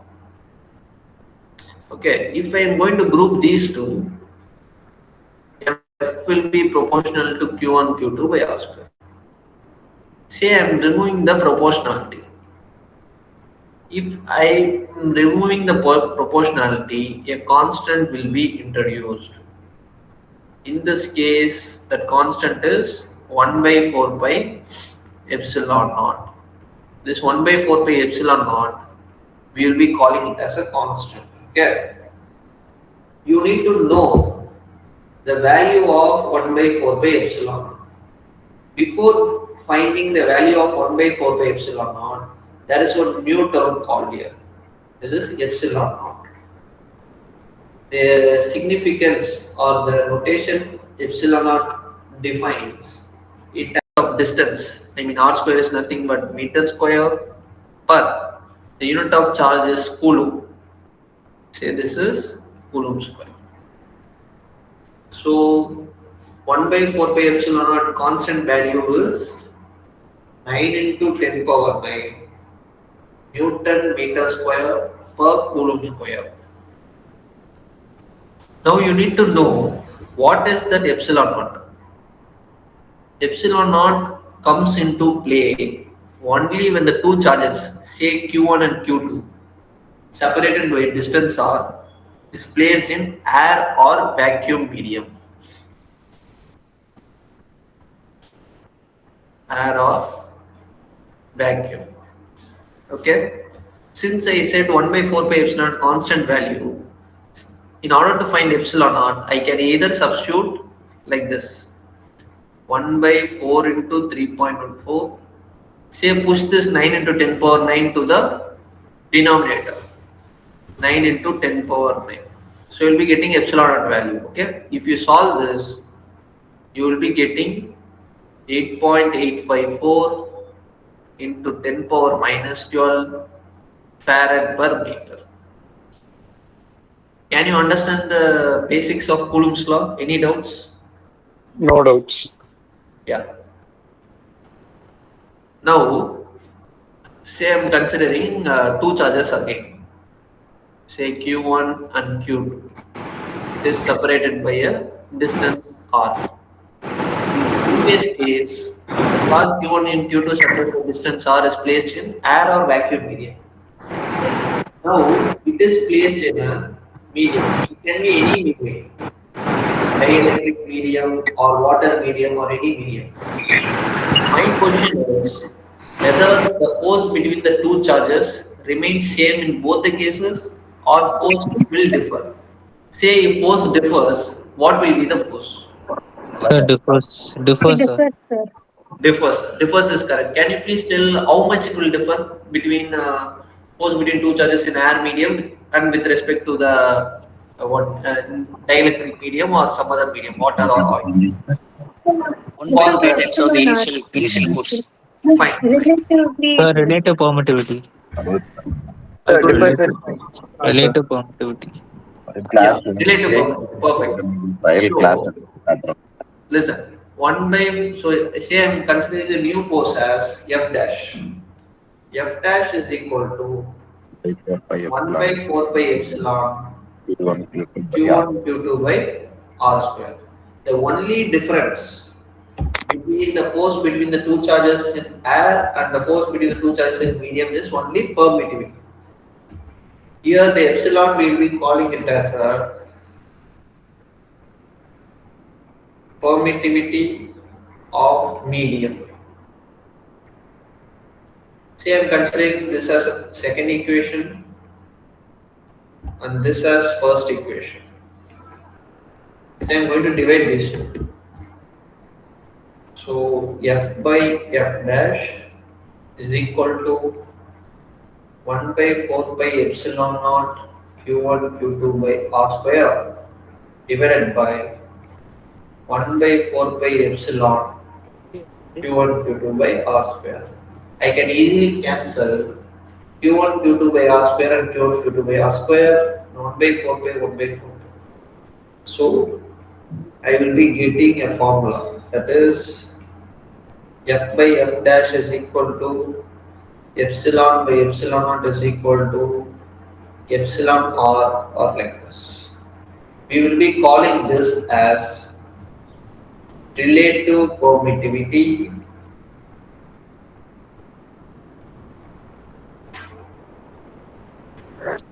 or dielectric constant. How can I define relative permittivity or dielectric constant? I can easily say that the ratio of permittivity of medium to permittivity of free space, we will be calling it as a relative permittivity or dielectric constant. Now I am having a question for you. Okay. Now listen for this question. I want an answer from you. Okay. Say I am considering it two charges, Q1 and Q2, separated by a distance R, and the force between them is F. Okay. The same charges without even changing the numbers. Say this is 2 Coulomb. For your reference, I am saying this is 2 Coulomb and 3 Coulomb. The same charge without even changing the number is placed in another medium, that is dielectric medium.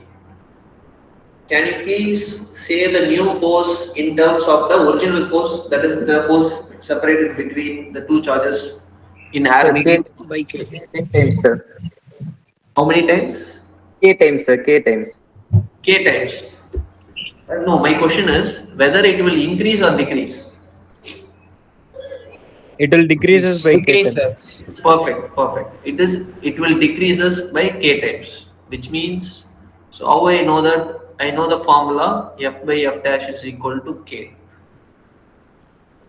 So F dash will be equal to F by K. In this case, the dielectric constant, say K is equal to 80. Okay. So F by 80. This question they have asked in many competitive exams. Can you understand this? Till here, any doubts? No, sir. The units and dimensions and Coulomb's law, yeah. Okay. Then there is a term called electric field. Okay. Say I am considering going to take the topic of electric field. I am having two questions for you. Say I am considering a positive charge, and this is the first case. Okay. I am considering a negative charge. This is the second case. My question is, how will the electric field lines be with respect to the positive charge and the same? Sir, the positive charge radially outwards and negative radially inwards. Okay, fine. So you are saying that the electric field lines that comes from the positive charge will radiate outwards, Yes, and the sir. electric field lines of negative charge will come inwards. That is radial inwards. That is correct. My question is, how you are saying that from the positive charge electric field lines is going out, or from negative charge electric field lines is coming in? Repulsion. What repulsion? Repulsion of field lines.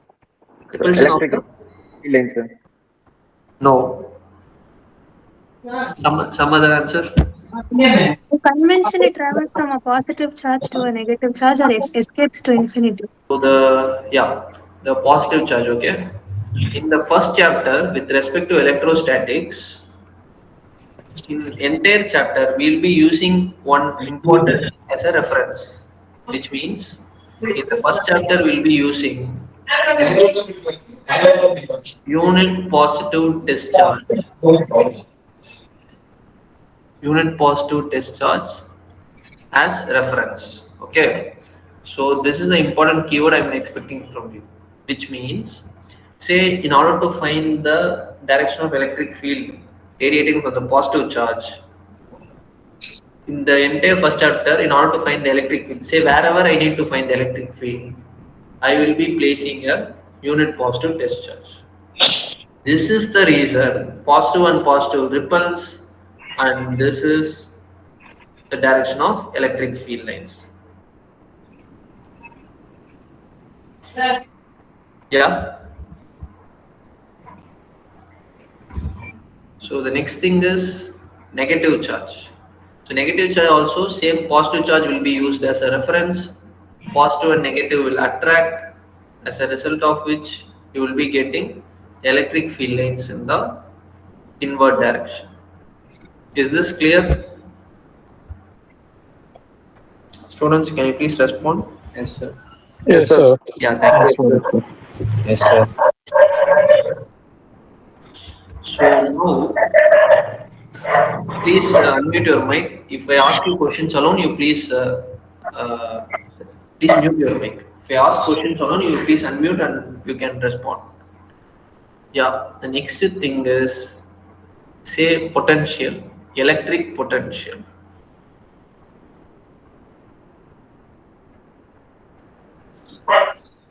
Electric potential. And before going with electric potential, I am going to teach analogy, which means here force between the two charges, I will be getting it as F is equal to 1 by 4 pi epsilon naught Q1 Q2 by R square, right? This electrostatics is related with gravitation. How I am going to relate? Say I am considering two mass. One is capital M, mass of the Earth, and another one is small m, mass of the planet. It is separated by a distance r. Okay. So similar to Coulomb's law of electrostatics, there is a law called Newton's law of gravitation, which means, according to Newton's law of gravitation, F is proportional to m and m, and it is inversely proportional to r square.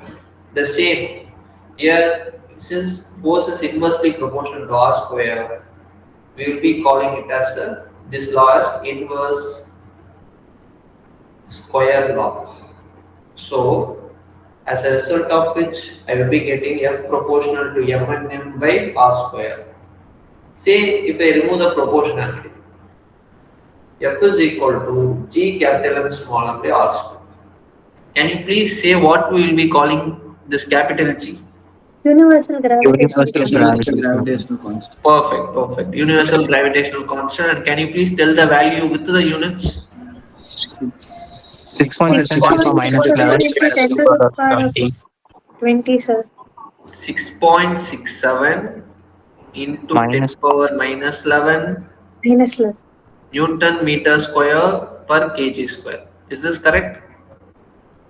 Yes. Yes. So this is the relation between electrostatics and gravitation. So if you take the entire 11th and 12th syllabus, it will be interrelated.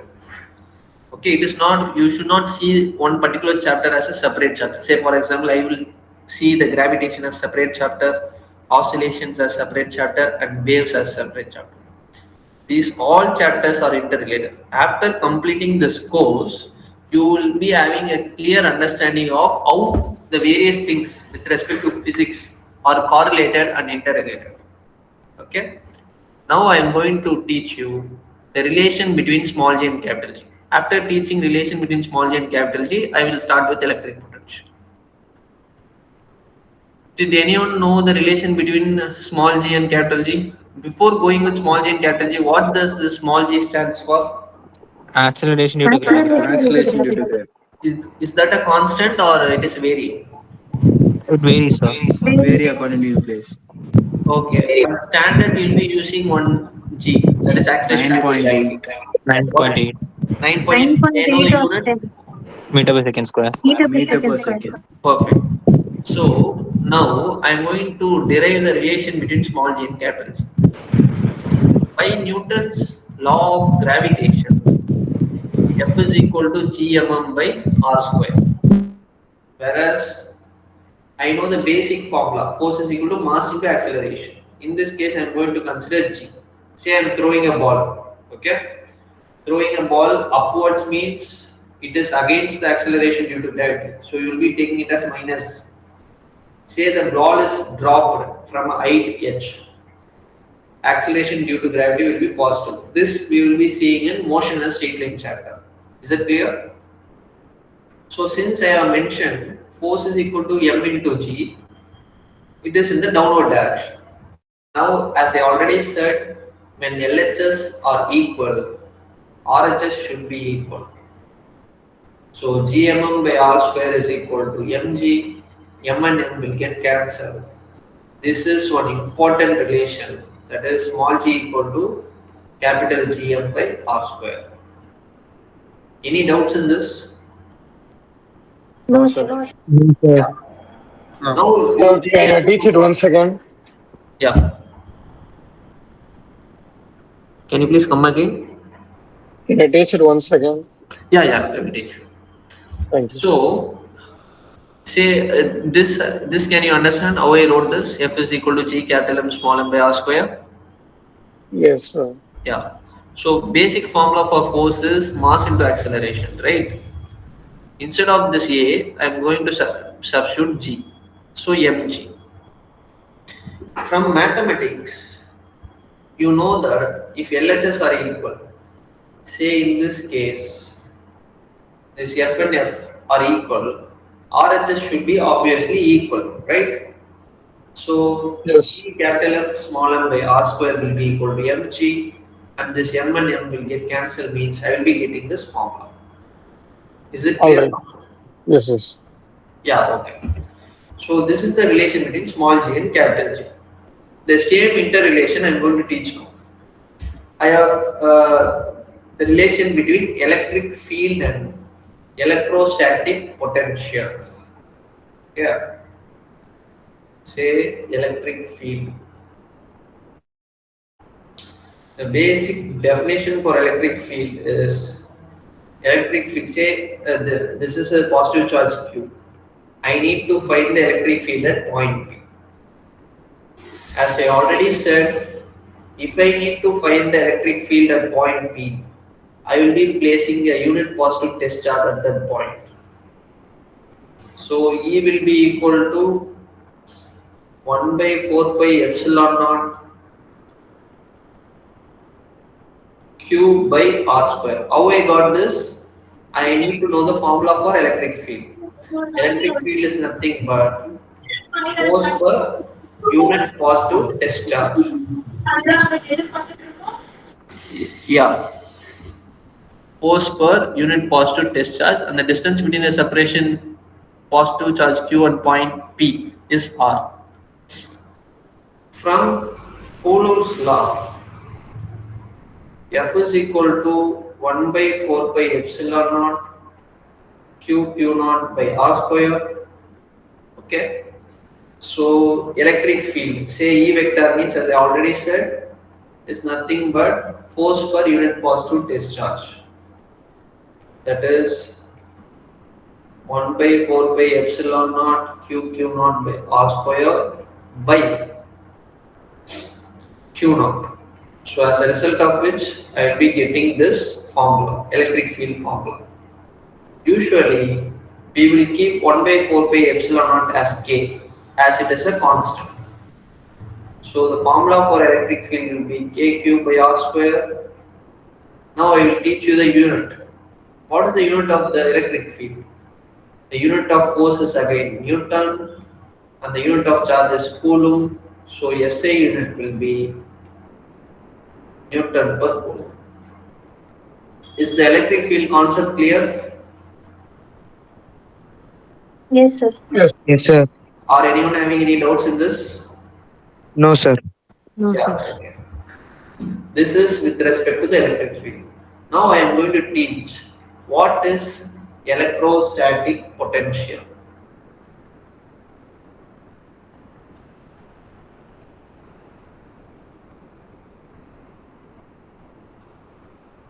Okay. Usually we will be denoting the electrostatic potential as capital V. Okay. The formula for V will be W by Q. Electrostatic potential can be defined as work done per unit charge. Okay. So say I am going to find the electrostatic potential at point. Okay. So this is, say, from infinity I am going to bring one charge. Okay. And I am placing that charge at point A. From infinity I am bringing a unit positive test charge. Okay. Say this is the positive charge Q. From infinity I am going to bring a unit positive test charge and place at point A. Okay. The distance between plus Q and plus Q naught is x. Okay. After some time I am going to push this charge Q naught or move this charge Q naught at a different point, say B. Okay. Since the distance between the positive charge and point A is x, the displacement is in this direction, that is dx. Am I going to stop by placing the charge Q naught at that point? No. Again I am going to bring the same positive charge Q naught and place at point P. Okay. The distance between positive charge and Q naught is R. Okay. Final point. My question is, I need to find the electrostatic potential at point P. Okay. Now I have already said that V is equal to W by Q. So dW will be equal to what? V dQ. Before dealing with this, you need to find the work done, right? Only if you find the work done, you can find V. What is the basic formula for work? Force into displacement, right? So dW will be equal to F dx. Now listen carefully. By Coulomb's law, say initially the plus Q and plus Q naught is placed at point A, right? The distance between the separation x. So F is equal to 1 by 4 pi epsilon naught Q naught by, I hope the distance between the separation is x. Can you understand this? I need the response from your side. Yeah. So dW is equal to, now please substitute F. That is 1 by 4 pi epsilon naught Q naught by x square dx. In order to find W, obviously I need to integrate. So integral dW is equal to integral 1 by 4 pi epsilon naught Q naught by x square into dx. Now you need to apply the limits as well. My question is, from where you are bringing the unit positive charge and at what point you are placing at the last? So infinity to R. Infinity to R, correct? Yeah. Mm. So this is infinity to R. So say dW will be W. This is Q naught by 4 pi epsilon naught integral infinity to R x power minus 2 dx. Okay. Now I am going to integrate this. Integral x power n dx is equal to x power n plus 1 by n plus 1. So integral x power minus 2 dx will be what? X power minus 2 plus 1 by minus 2 plus 1. So you will be getting minus 1 by x. So this is q naught by 4 pi epsilon naught. Upon integration, I will be getting infinity to R. And if you listen carefully, you need to represent the, you are not representing the magnitude, you need to represent direction. Okay, now listen carefully this time. Since it is placed at point A, both are positive charge, the force will be in this direction, but the displacement is in the opposite direction. If force and displacement are in opposite direction, you need to apply FDX cos 180. May you know what is the value of cos 180? -1. -1. So we need to add minus in each and every step. Is it clear? Can you understand why I am adding minus? Yeah. Yes, sir. Yes, sir. Yeah. So this is minus. Now minus q naught by 4 pi epsilon naught. Say I am substituting wherever x comes as r. Minus 1 by r, minus of minus 1 by infinity. What is 1 by infinity value? 0. Fine. So work done I will be getting it as 1 by 4 pi epsilon naught q naught by r. Clear? Till this any doubts? No, sir. But my question is No, sir. not to find work done. My question is to find the electrostatic potential. So electrostatic potential is equal to W by Q naught. So W value is 1 by 4 by epsilon naught Q naught by R, right? Yeah. R by Q naught. Q naught will get cancelled. You will be getting 1 by 4 by epsilon Q by R. Why I have found that B? I am going to explain you the relation between electric field and electrostatic potential. Okay, say this is same master. If you see the formula carefully, in electric field alone, there is an extra R in the denominator. The basic relation between electric field and electrostatic potential is E is equal to minus dV by dr. Electric field is equal to negative of the potential gradient. What does this stand? The electric field will be always in the direction where the potential decrease is steepest. Where the potential decrease is steepest. Till this, any doubt, students? No, sir. Now, can you understand how I am correlating the? Can you repeat the last point? I couldn't get you. Come again. Can you repeat the last point? Last point. From this electric field equal to minus dV by dr. Yeah. Yeah. The important point here is electric field will be always in the direction in which potential decrease is steepest, which means as the electric field lines are going, the potential will be keep on decreasing. How I am saying that? Because of this negative signal. Is it clear now? Yes, sir. Clear. Yeah. Now I am having some basic questions for you. Okay. So, can you please explain the use of resistor? Sir, can you come again, sir? Resist the current flow. I couldn't get you. What? To resist the current flow. Resist the current, right? Yes, sir. Yeah. So the use of the resistor is to resist the current. So my question is, what is the use of capacitor then? Sir, to Energy store storing device. To store Energy charge. storing device. hold store the energy, charges. to hold energy and discharge over period of time. Okay. Have you seen capacitor in your life? Yes, sir. How No, it sir. will be looking? Yes, sir. It's in Sir, it fan. looks like a bulb, like small bulb, sir, like not exactly bulb, cylindrical, sir.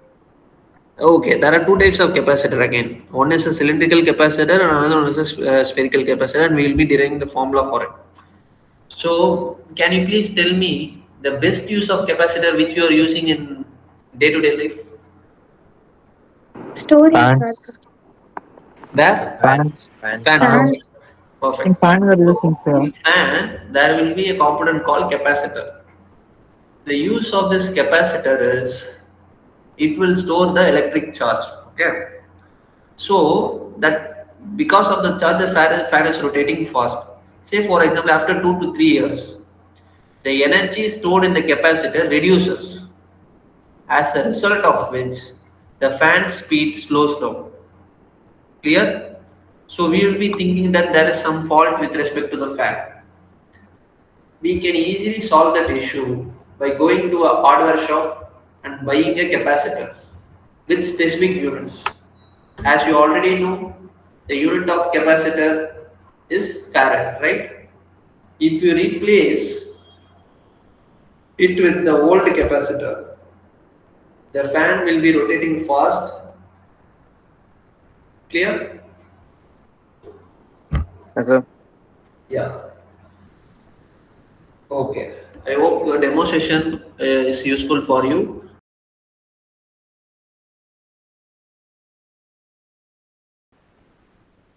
What we calculate with the help of thermodynamics.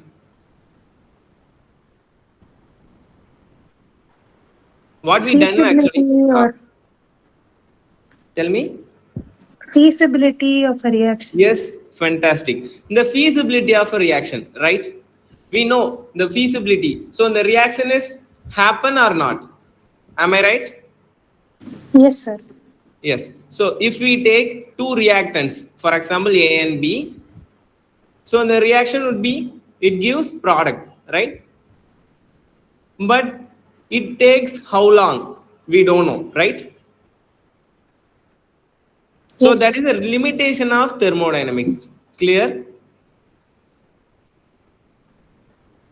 Because we are studying chemical kinetics. So that is a advanced topic. Now we are going to study about the rate of reaction in this topic, chemical kinetics. Okay, clear?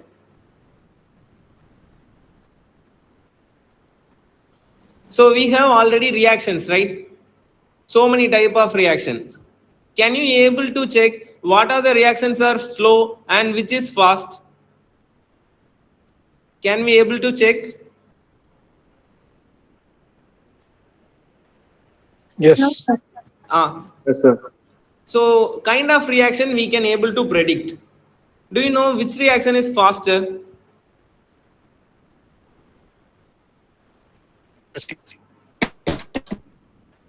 For example, Elementary reactions. What is that? Low activation energy and high temperature, sir. Your voice is very low. So low activation energy and high temperature, sir. Okay, you are in concept, man. But I am asking the general thing. For example, we studied the different kind of reactions, right? For example, neutralization reaction. Sir, displacement. Yes, displacement reaction, combination, right? So that is a type of reaction. We know if we mix acid and base together, what will happen? Acid and base. Salt will be formed. Salt will be Salt formed, and right? salt. So acid and base, it create salt plus water. Am I Water. right? So this reaction takes more time or less time? Less time. Less time, very good. So this is a very slow reaction or fast reaction? It is a Very fast slow or reaction. fast?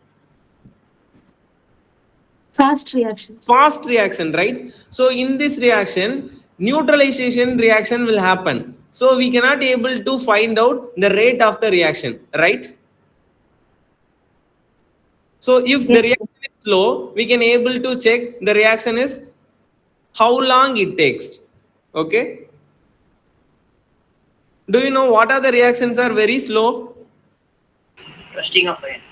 Yes, very good. Rusting. So the rusting process is it need more time, right?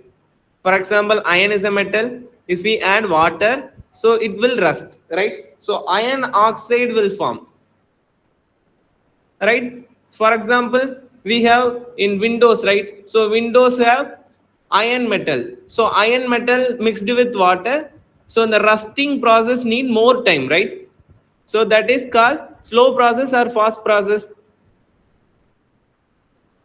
Slow process. Slow Slow process. process.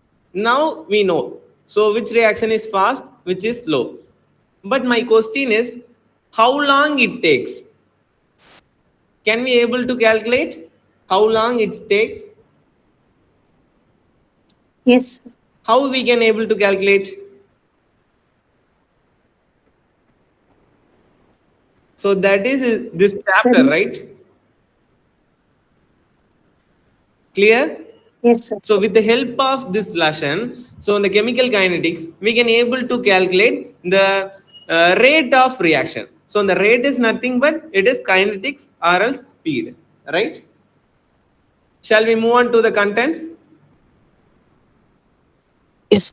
So this is a brief introduction about the chemical kinetics. Now we are going to study about the rate of reaction. So the rate is nothing but what? What is rate? Speed of reaction. Very good. So rate of reaction. So you should consider, so this is a reactant. For example, A and B is a reactant. It will be changed into C plus D, right? So this is example only, right? So if I ask, for example, A and B is a reactant and C and D is product, right? Initially, we have, for example, initial, the time is 0. So initial time is 0. So during the initial, so in the concentration of reactant and product, which is left? So in the reactant concentration left or product concentration will left? Reactant concentration will be Yes, very good. So in the reactant would be there. So in the product not there at initial, right? Yes, sir. At the time of T, for example, T1. At the time of T1, the T1 value is 10 minutes around. What will happen? Reaction concentration will be low and product concentration will start increasing. For example, so in the X moles of reactants decreases, right? So in the X moles of product will be formed. Am I right? Yes, sir. Yes, sir. This we already studied in where? Equilibrium. Equilibrium chapter, right? So now we didn't see about the calculation about moles. Now we are going to measure the rate of appearance and disappearance.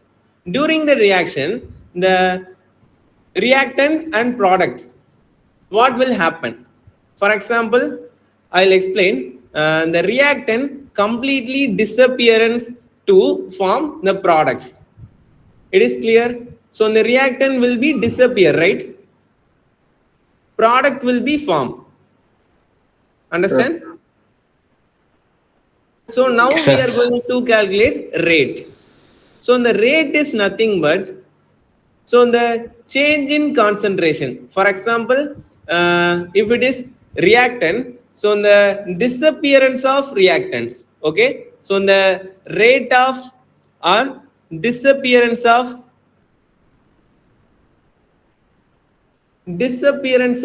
reactants divided by time taken. Okay, clear? So the rate is nothing but disappearance of reactant divided by time taken. So commonly we can able to say it is change in concentration. Okay, change in concentration divided by time taken. So during the time, so the concentration decrease or increase, whether it is decrease or increase, now we are calculate. So how the changes? Okay, so the changes we are going to calculate. Clear? What do you mean by rate? The change in concentration divided by time taken. How long it takes? Can you able to understand? Purida adu? Yes, sir. For example, now we are going to calculate the rate of any reaction. We need the concentration change value and also time taken value. Clear? So this is very basic one. Everyone clear? Yes, sir. Okay. Okay. Yes, sir. So commonly we can able to simplify this definition into delta C. What do you mean by delta? Change in forms. Difference, right? Change. Yes, change. So the change in concentration divided by change in time, right? Now I am introduced plus or minus here. Why I am introduced here plus or minus? The reaction may be increase or they will decrease, sir. Yes, very good. But the reaction always increase. But the thing is, reactant disappears, product will be appear. Am I right? Yes, sir. Yes, sir. Okay. If I write rate for reactants, okay.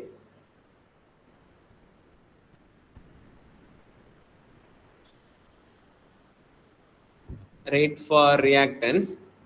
So the rate is small r is equal to. So the reactant rate appear or disappear? Disappear. It is disappearance only, right? Yes, so the sir. reactant will be decrease. Am I right? So here I'm going to use the negative sign. Okay. So the negative sign into dA. Why I am using negative here? Disappearance of reaction. It will disappear. Very good. So the negative sign indicate disappearance. Okay. Divided by dt. Okay. See here. I'll explain once. Say for example, initially we have A in 5 gram. Okay. Initially A in 5 gram. A is a reactant or product? Reactant. Reactant, right? So in the reactant already we have 5 gram. The time is 0. Time is 0. And then after some times, for example 10 minutes. After 10 minutes, the 5 gram disappearance into 2 gram. Okay. So this is a reaction. So the 5 gram disappearance into 2 gram. Clear? Yes, sir. We know the delta C is nothing but it is difference, right? So the difference is nothing but rate is equal to the concentration, final concentration minus initial concentration divided by final time minus initial time, right? See here, if I apply the final value minus initial value, what is the final value of concentration? 2 grams. 2 gram minus initial value 5 gram, right? Then divided by final time 10 minutes minus initial time 0. Zero. What is my answer? Minus 3 by 10. Very good. Minus 3 by 10. Here I didn't apply the minus here. If I apply minus, the value would be positive, right? Yes, sir. So that is the reason here we are applying negative sign. Clear? Sir, so we are putting minus sign to make the value positive. Yes, very good. That is a thing. Okay. Sir, but For what is the calculation, positive indicate? What more? So the final answer is positive now, sir. What does it indicate? But the reactants are still decreasing only. Yes, but reactant decreases, but we are calculating rate only, right? Okay, so time can't For rate, it should be negative, so we are multiplying. Rate is always positive, but the reactant concentration only decrease, right? Okay. Okay. If I write the rate for product, what will happen? Rate is equal to, here in the product is C. So the sign would be positive. Why I am taking positive here? Because the reactant concentration increases. Concentration increases. Okay. Once I will explain later. So first of all, I will give the relation. So the positive sign is nothing but it is appearance, and the change in concentration here we are using DC. Okay. Divided by time taken, right? See here, if I take, for example, C is a reactant. So the reactant concentration already we have. In the initial, reactant concentration is what? Reactant concentration A is what? Initially we have a reactant concentration, right? Yes, sir. Initially the product concentration? Initially it was 0. Initially 0, right? If the time is 10 minutes, so the concentration would be, maybe it is 5 gram, right? Yes, sir. 0 to 5 gram. Here I apply rate is equal to, so the final concentration minus initial concentration divided by final time minus initial time. Here I apply, what is the final concentration here? 5 grams. 5 gram minus initial concentration 0. 0 divided by final time is what? 10 minutes. 10 minutes Minus 0. 0, because 0 is the initial time, right? So what I will get? 5 by 10. 5 by 10. So the value would be positive or negative? Positive. Positive, right? So the rate always should be positive, because we are using here positive sign. So here negative sign. Clear?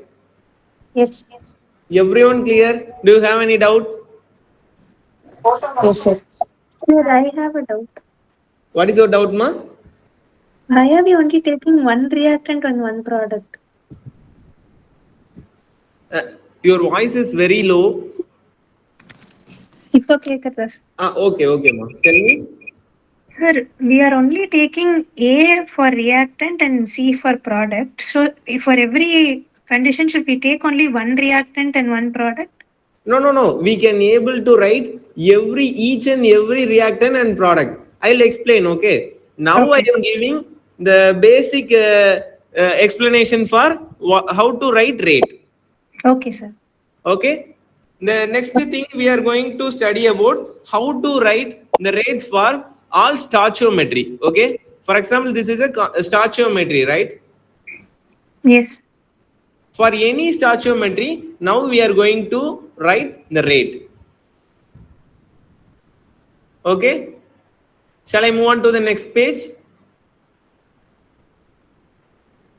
It's clear? Yes, sir.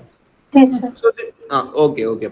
So this is a basic. So after that I'll explain how to write A plus B gives C plus D.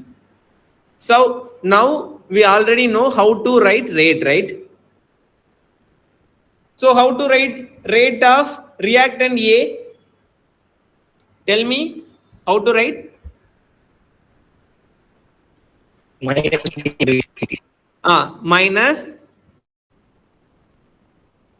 dA by dt. Delta dA A by dt, right?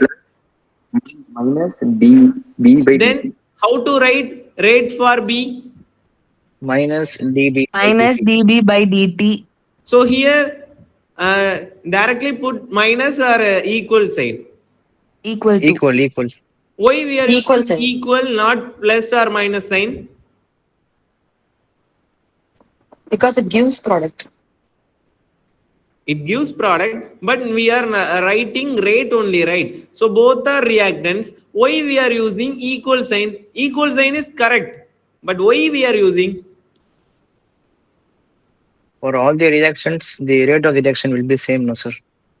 Yes, exactly. So the rate of reaction is same for all the reactant as well as product. Okay.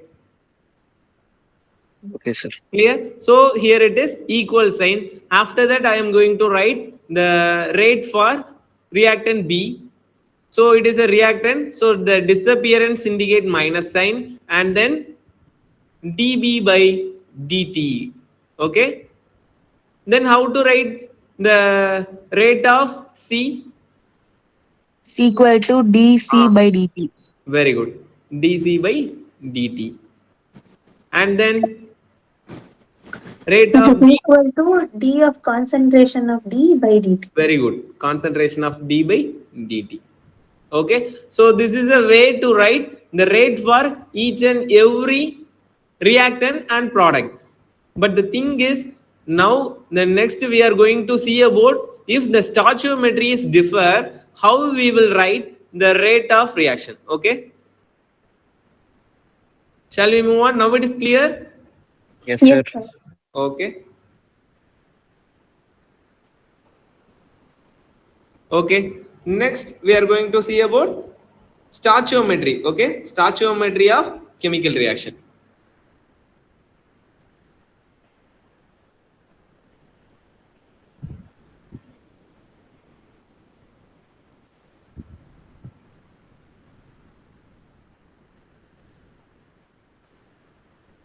Okay. So here the point is very important. For example, if I write any elementary reaction, we can able to predict. If I write any complex reaction, we cannot able to write the clear explanation because we are following. So the as it is how we are write in the elementary reaction stoichiometry. Okay, you should understand. Now you should see how I write. For example, here I take 2 moles of A. Okay, 2 moles of A as a reactant. So the reactant changed into product. Okay, clear? So this is an example reaction. 2 moles of A changed into product. Can you explain how the A will disappearance? Minus 1 by 2 d concentration of A by dt. Very good. That is a thing. But the exact meaning is what? What is the exact meaning? 2 moles of A gives 1 mole of P. That is a thing. But how I explain is, so 2 times disappearance of A produce 1 time appearance of product, right? Clear? 2 times disappearance produce 1 time appearance. Yes, sir. So we can write for this is a elementary reaction, right? So the minus dA by dt is equal to 2 into dP by dt. So this is correct. But you told already, so this is 1 by 2. But the exact point of view is 2 multiple of product. Can you able to understand? Yes, sir. For elementary reaction, we can able to calculate the multiple of 2 in product. But in complex reaction, we always consider if the stoichiometry already there in reactant and product, we always use reciprocal value. Okay. For example, the same thing we can write. So the minus 1 by 2 here. So the 2 multiple of 2 changed into denominator here, right? So the dA by dt is equal to dP by dt. Clear? So both are same only. Can you able to understand? Yes, sir. Okay, both are same. So now I conclude, if we have 2 moles of A, you should write so the 2 mole in reciprocal. Here I have only 1 mole of P. You should write, so 1 is same only, right? If I write 1 by 1, both are same. Okay, you should apply the same thing into the complex reaction. Okay, now I will give one complex reaction. You should answer. Okay.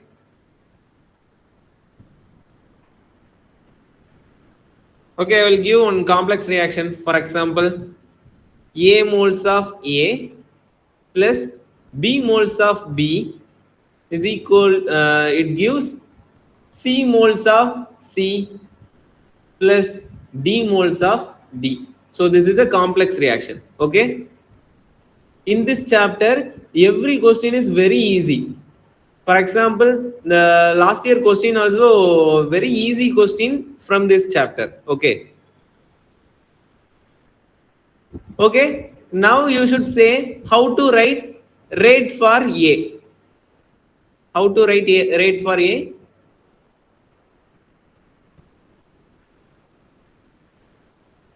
What is A here? Minus 1 by A, Very D good. Minus concentration 1 of A, by small a, right? small a into D Okay. of concentration of capital A by dt. Yes, concentration of A By dt. dt, right? Is equal to? Minus 1 by small b, d Okay. concentration of b by dt. Very good.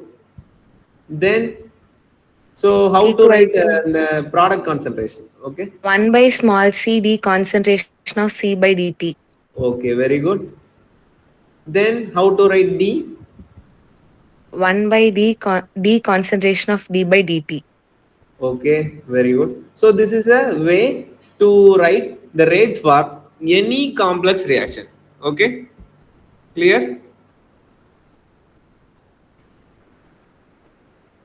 Now we are going to calculate the unit of rate. Okay, so the unit of rate. Now it is clear. Everyone is clear? Yes, sir. Do you have any doubt? Yes, sir. Okay. Shall we move on? Next page. If you have any doubt, call me. Okay. Okay. So next we are going to see about the unit of rate. Okay. Unit of rate. So we already know very well about how to write rate, right? So the rate is nothing but plus or minus change in concentration divided by time taken, right? For example, concentration, we are using solid and liquid gas, right? I'm asked, so now we are taking solid or liquid. What is the concentration we are using familiarly?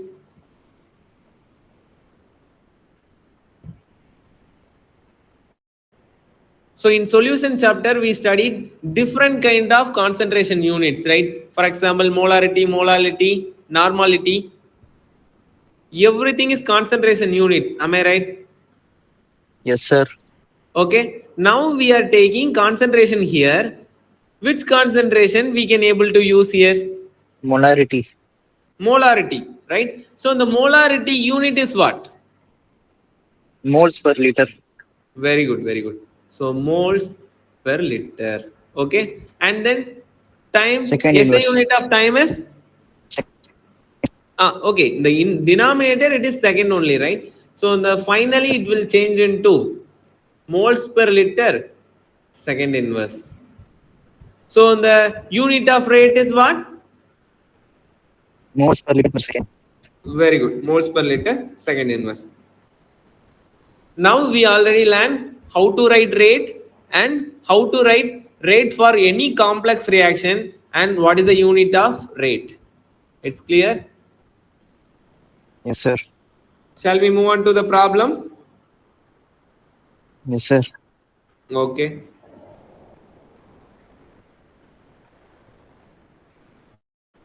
Okay, I will take next slide. Okay, the question is for the reaction. So reaction is given 2 moles of N2O5 gives 4 moles of NO2 plus O2. Okay, for the reaction. So this is a reaction dot if the concentration of NO2, if the concentration of NO2 is given, okay, the concentration of NO2 increases by, okay, increases by 1.6 into 10 power minus 2 molar in 4 seconds. So this is a given. And calculate the following. Okay. Here they ask some subdivision questions. Okay. So the first thing is rate of formation of NO2. So the first question is rate of formation of NO2. Okay. So now we solve the first question only. Okay.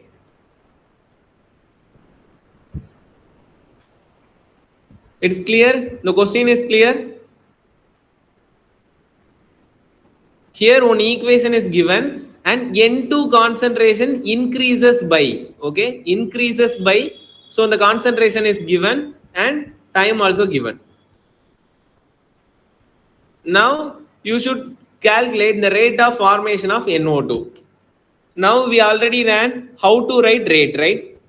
So the solution is, you should say how to write rate here.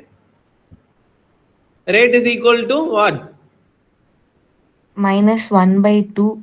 Very good. Minus 1 by 2. Delta N2O5 by dt. D we can use, okay, instead of delta. Delta is common for all. So D is difference, okay. By dt is equal to what? 1 by 4, d concentration of NO2. Okay, very good.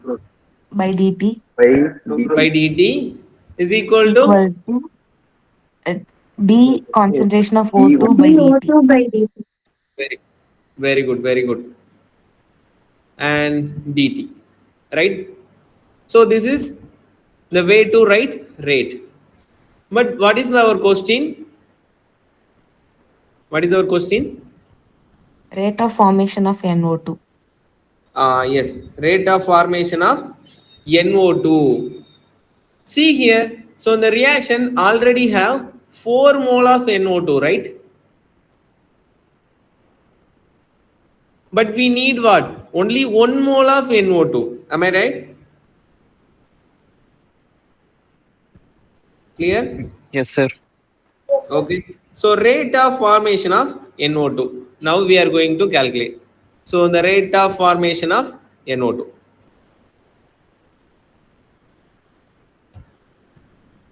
So the rate is equal to, we can able to check individually one by one. Everything is same, okay?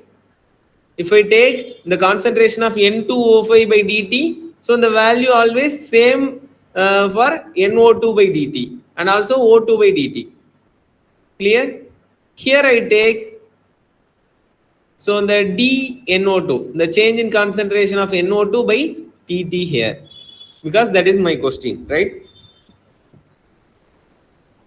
Okay, see here, what is the concentration here they given already?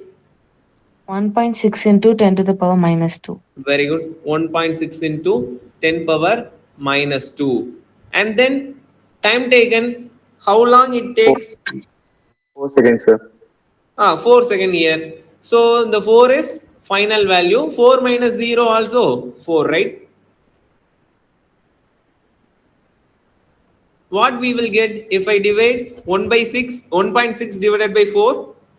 0.4. Yes, very good. So the 0.4 into 10 power minus 2, right? But in calculation, they are giving not in 0 point values, okay? You should change it into 1 decimal value, okay?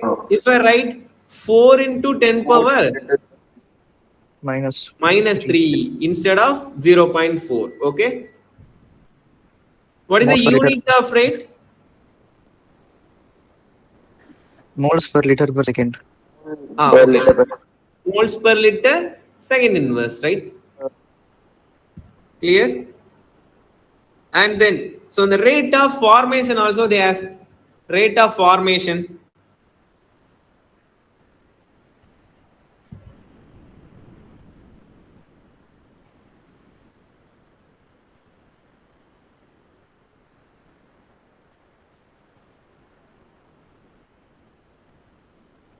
Now we calculate the rate of formation here, okay? So the rate of formation of O2, okay? So the rate of formation of O2.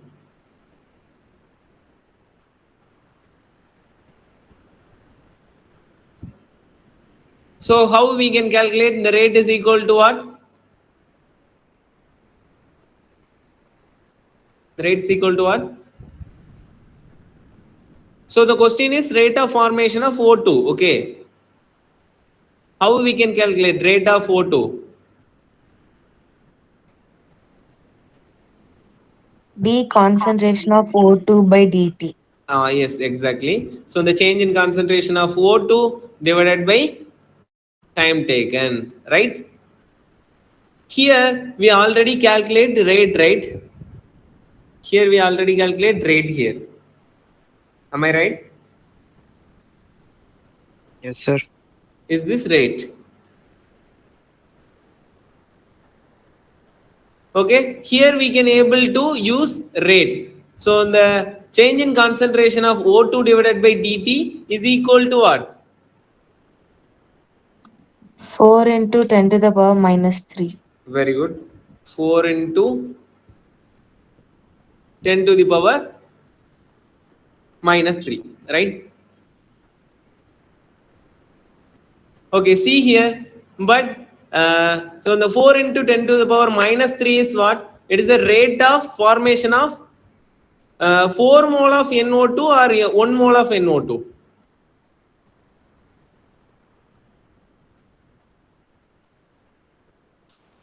Which is equal to 4 mole, right?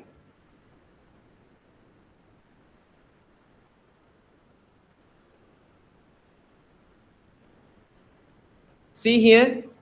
So in question we already given 4 moles of NO2. But here we calculate only 1 mole of NO2. Am I right?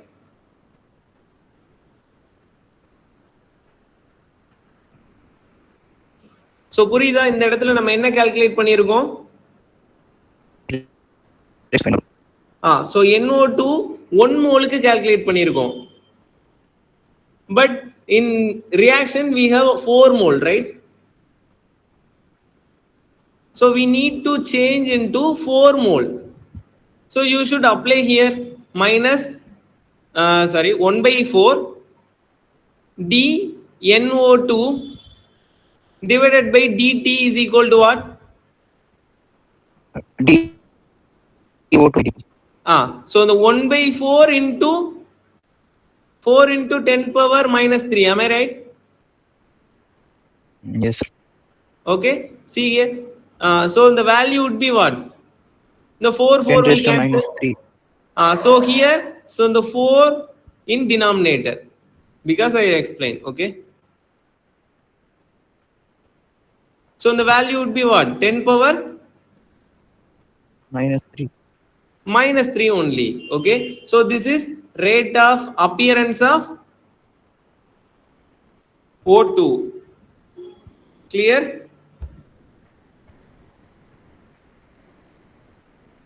புரிஞ்சுக்க முடியுதா இத? Yes, sir. Okay. Sir. So here we calculated 2 questions. One is 1 mole of NO2. Another one is the rate of formation of O2. Okay.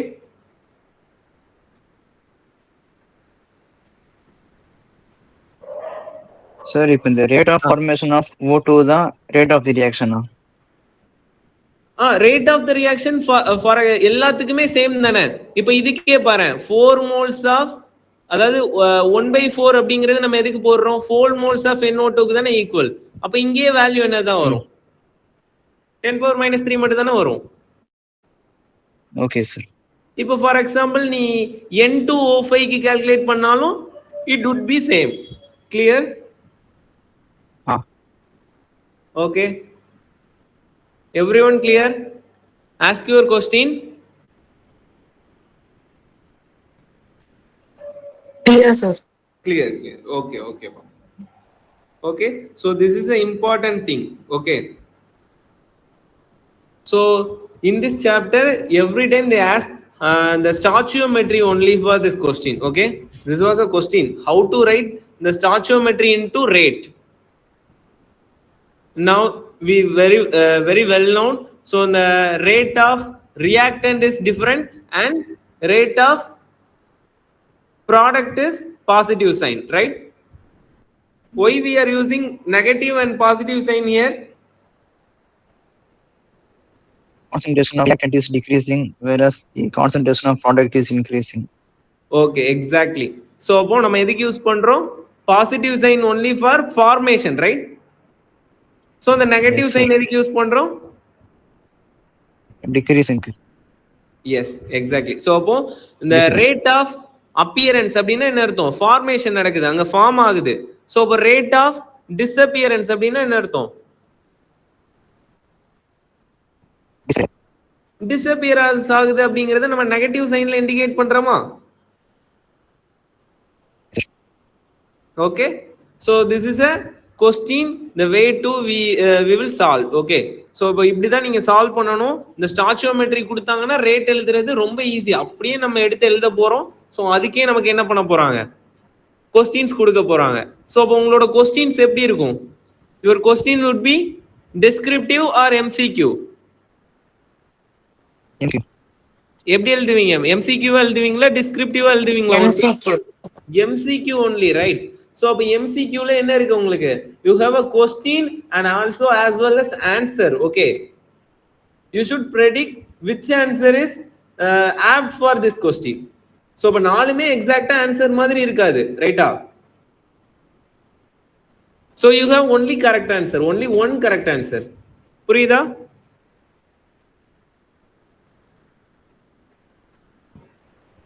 கிளியரா நான் என்ன சொல்ல வரேன்னு? Yes sir. Okay. So அப்போ நமக்கு ஒரு क्वेश्चन கொடுக்கறாங்க அப்படினா you have a question as well as answer. அதனால நம்ம என்ன பண்ணனும்? क्वेश्चனை வெரிஃபை பண்ணாலே போதும், ஆன்சர் எது அப்படிங்கறத நம்மளால predict பண்ண முடியும். நம்ம பண்ண மாதிரி எல்லாத்தையும் என்ன பண்ணிட்டு இருக்க வேணாம், எழுதணும்னே அவசியம் இல்ல. சோ ஏதாவது கால்குலேஷனுக்கு மட்டும் தான் என்ன பண்ண வேண்டியிருக்கும், நம்ம எழுதி பார்க்க வேண்டியிருக்கும். கிளியரா? Yes sir. ஓகேப்பா. ஓகே. சோ அப்ப இந்த சாப்டர் புரிஞ்சுச்சா இப்ப நம்ம நடத்துனது? Yes sir. Okay, everyone. Yes, வேற யாருக்காவது புரியாம இருந்ததுன்னா ஏதாவது பாயிண்ட் ஏதாவது புரியாம இருந்தா கேளுங்க.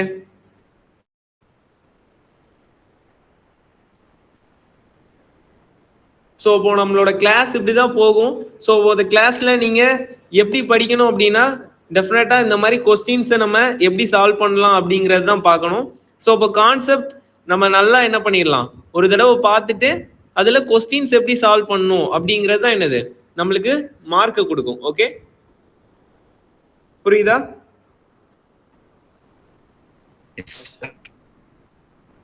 S sir. ஓகேப்பா. ஸோ அப்போ நம்ம இன்னைக்கு பார்த்தது என்னென்னலாம் பார்த்துருக்கோம். First how to right rate, ரைட்டா? ரேட் எப்படி எழுதுறதுன்னு பார்த்தோம். ஸோ அப்போ எதுக்கு நம்ம எதுக்கு இந்த லெசன் படிக்கிறோம்? why we are study, why we need to find rate of a reaction. Yes, rate. So அப்போ ஃபார் எக்ஸாம்பிள் இப்போ நீங்க ஒரு 2 ரியாக்டன்ஸ் எடுக்கிறீங்க. ஸோ அப்போ அந்த 2 ரியாக்டன்ஸும் ப்ராடக்டா மாறுறதுக்கு 1 இயர் டேக் பண்ணுது. ஸோ அப்போ 1 இயர் எடுக்குதுன்னா அந்த ரியாக்ஷனை நம்ம பண்ணலாமா?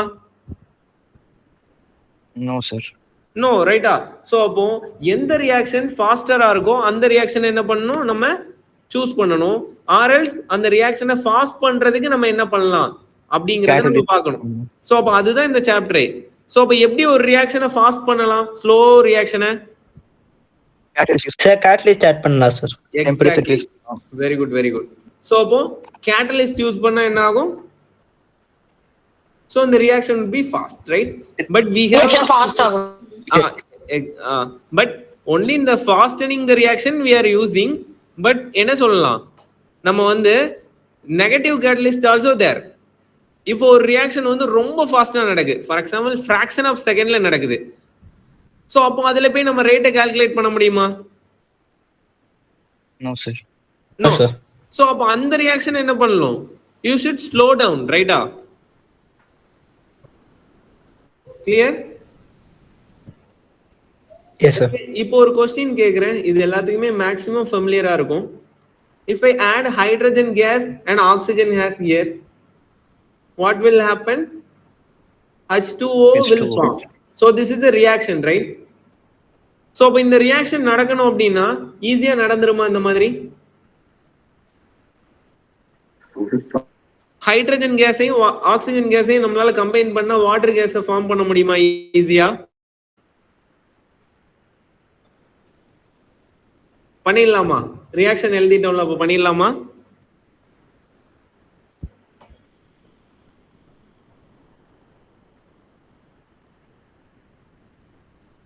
ஏதாவது ஆன்சர் பண்ணு. சோ அப்ப பண்ணிடலாம், அப்படிதானே? பட் ஒரு சிங்கிள் டிராப் ஆஃப் வாட்டரை கூட நம்ம என்ன பண்ண முடியாது, ஹைட்ரஜன் கேஸையும் ஆக்சிஜன் கேஸையும் கம்பைன் பண்ணி வாங்க முடியாது. ஸோ அப்போ நமக்கு இப்போ கிடைக்கிற வாட்டர் கூட எப்படிதான் கிடைக்குது அப்படின்னா கண்டென்சேஷன் அண்ட் அந்த ப்ராசஸ்ல தான் திரும்ப திரும்ப என்ன ஆயிட்டு இருக்கு, பிரிசிபிடேஷன், அந்த ப்ராசஸ்ல தான் கிடைச்சிட்டு இருக்கு. பட் ஒரு டிராப் ஆஃப் வாட்டர் ஃபார்ம் பண்றதுக்கு we need more energy. ஓகேவா? அதிகமான எனர்ஜியை நம்ம சப்ளை பண்ணா மட்டும் தான் என்ன பண்ண முடியும், வாட்டர் டிராப்லெட் வில் ஃபார்ம். புரியுதா? இப்போ H2O சேர்த்தா வாட்டர் வராதா சார்? அதுதான் நடக்குது. பட் அதுக்கு we need more energy. புரியுதா? ஒரு ரியாக்ஷன் வந்து ஃபார் எக்ஸாம்பிள் இப்படி என்ன பண்றோம், ஒரு கிராஃப் கூட போட்டிருப்போமா, ரியாக்டன்ஸ் இருக்கும். ஸோ அப்ப அந்த ரியாக்டன்ஸ் ப்ராடக்டா மாறணும்னா என்ன பண்ணணும், இங்க எனர்ஜின்னு போடுவோமா, என்ன பண்ணுவோம், எனர்ஜி, ஆக்டிவேஷன் எனர்ஜி இது வரைக்கும் வரணும். ஸோ அந்த ரியாக்டன்ஸ் என்ன பண்ணணும், இந்த எனர்ஜியை ஃபீட். ஓகேவா? சோ அந்த எனர்ஜியை தாண்டி போனாதான் என்ன பண்ணும், இட் வுட் பி ப்ராடக்ட். அப்போ அதுக்கு மோர் எனர்ஜி தேவைப்படுது. புரியுதா? ஹைட்ரஜன் கேஸையும் ஆக்சிஜன் கேஸையும் சேர்க்கிறதுக்கு. So this reaction is very slow. Clear? At room temperature. So it need more temperature. புரியுதா? ரூம் டெம்பரேச்சர்ல தான் அது வந்து என்னது, அவ்வளவு ஈஸியா நடக்காது. ஸோ அப்போ அதுக்கு தேவையான டெம்பரேச்சரை கொடுத்தோம் அப்படின்னா இந்த என்விரான்மெண்ட் நல்லா இருக்காது. ஓகேவா? ஸோ அதனாலதான் வாட்டர் மாலிகுலே இந்த மாதிரி என்ன பண்ண மாட்டோம், நம்ம ஃபார்ம் பண்ண மாட்டோம். பை ப்ராடக்டா வேணா ஃபார்ம் ஆகும். கிளியரா? Okay sir. Okay, then to you have any question about how to study chemistry. எப்படி நம்ம கெமிஸ்ட்ரியை படிக்கணும் ஹேண்டில் பண்ணணும்னு ஏதாவது கொஸ்டின் இருக்கா? ஆர்கானிக் எப்படி சார் படிக்கிறது? ஓகேப்பா, சோ ஆர்கானிக் தான் சரி, எப்படி சார் படிக்கிறது? எதுமா? ஈக்குவேஷன்ஸ் நிறைய இருக்கு. ஆர்கானிக் ஈக்குவேஷன் தான் கேக்குறீங்களா? தம்பி நீ ஆர்கானிக் கேட்ட, அந்த பொண்ணு என்ன கேக்குறா? சார் இப்ப வந்து ஒரு ப்ராடக்ட் இது ஒரு கொடுத்துட்டு இந்த இது கொடுத்து என்ன ரியாக்ஷன் அப்படின்னு கேக்குறாங்களா சார்? சோ ஆர்கானிக்ல தான் கேக்குறீங்க ரைட்டா? அது எப்படி சார் கண்டுபிடிக்கிறது? சோ அப்ப ஆர்கானிக் கெமிஸ்ட்ரி தான் சார் எப்படி படிக்கிறது? என்னப்பா புரியல? ஆர்கானிக் கெமிஸ்ட்ரி தான் சார் எப்படி பண்றது? அதுதான் ஆர்கானிக் தான் இப்ப எல்லாரும் கேக்குறீங்க. ஆர்கானிக் கெமிஸ்ட்ரியில நிறைய ரியாக்ஷன்ஸ் இருக்கு சார். எல்லாத்துக்கும் ரீஏஜென்ட் எப்படி ஞாபகம் வச்சுட்டு எப்படி ஈஸியா பண்றது? Okay okay. சோ அப்போ ரியாக்ஷன் எப்படி சார் இன்னொரு ரியாக்ஷனா கன்வர்ட் பண்றது? லைக் அது எப்படி படிக்கிறதுன்னு தெரியல. Okay, I will explain. Okay, I understood your question. So இப்போ எக்ஸ்பிளைன் பண்றேன் பாருங்க. சோ அப்ப ஆர்கானிக் கெமிஸ்ட்ரியில மெயினா நமக்கு கார்பன் தான் இருக்க போகுது. ஓகேவா? சோ அப்ப அந்த கார்பனுக்கு எத்தனை பாண்ட் ஃபார்ம் பண்ணும்? 4 bonds. டெட்ராவாலன்சி 4 பாண்ட். ஓகேவா? நீங்க ஆர்கானிக் கெமிஸ்ட்ரியில எந்த இடத்துலனாலும் பாருங்க கார்பனுக்கு இந்த 4 பாண்ட் இல்லாம இருக்காது. சோ அது உங்களுக்கு மெயினா தெரியணும். ஓகேவா? ஓகேவா, புரியுதா? Okay sir. தென் அதுக்கு அடுத்து சோ ஆர்கானிக்ல மெயினா ரெண்டு காம்பவுண்ட் தான் இருக்க போகுது. அதுல 4 டைப் ஆஃப் ரியாக்ஷன் தான் நடக்க போகுது. சோ அது புரிஞ்சிச்சுன்னா எல்லா ரியாக்ஷனையும் என்ன பண்ணிடலாம், ஃபிங்கர் டிப்ல கொண்டு வந்துடலாம். சோ இப்போ ரெண்டு காம்பவுண்ட் தான் ஆர்கானிக்ல இருக்குன்னு சொல்றேன். ஏதாவது ஐடியா இருக்கா? ரெண்டு காம்பவுண்ட் என்னது? Okay sir. ஹைட்ரஜன். அதாவது கார்பன். என்னதுமா? ஹைட்ரஜன். ஓகே, நான் ஒரு காம்பவுண்ட் சொல்றேன், நீங்க இன்னொன்னு நீங்களே சொல்லிடலாம். சேச்சுரேட்டட். ஓ, சேச்சுரேட்டட், அன்சாச்சுரேட்டட். அன்சாச்சுரேட்டட். அவ்வளவுதான். இந்த ரெண்டு மட்டும் தான் என்ன இருக்கு, ஆர்கானிக்ல இருக்கு. சோ அப்ப ட்ரிபிள் பாண்ட் வந்துச்சுன்னா அது எதுல கன்சிடர் ஆகும்? அன்சாச்சுரேட்டட். அவ்வளவுதான். புரியுதா? சோ அப்போ ஃபங்க்ஷனல் குரூப்லாம் வர்றது வேற. ஆனா நமக்கு என்ன தெரியணும், சேச்சுரேட்டடா அன்சாச்சுரேட்டடான்னு கண்டுபிடிக்க தெரியும். Okay, clear? என்னமா? For triple bond sir. அதுதான் நான் சொல்லிட்டேன். டபுள் பாண்டோ ட்ரிபிள் பாண்டோ ரெண்டுமே கன்சிடர் as unsaturated தானே? புரியுதா? Yes sir. அல்கேன் மட்டும் தான் சேச்சுரேட்டட். அல்கீன் அண்ட் ஐன் ரெண்டுமே என்னது, அன்சாச்சுரேட்டட் தானே? புரியுதா? புரியுது sir. So type of organic reaction அப்படின்னா 4 ரியாக்ஷன்ஸ் மட்டும் தான் இருக்கு. சோ அப்ப இது என்னன்னு சொல்ல முடியுமா? 4 ரியாக்ஷன்ஸ் அது படிச்சிருக்கீங்களா? 4 type of reaction. Substitution, addition, அந்த மாதிரியா சார்?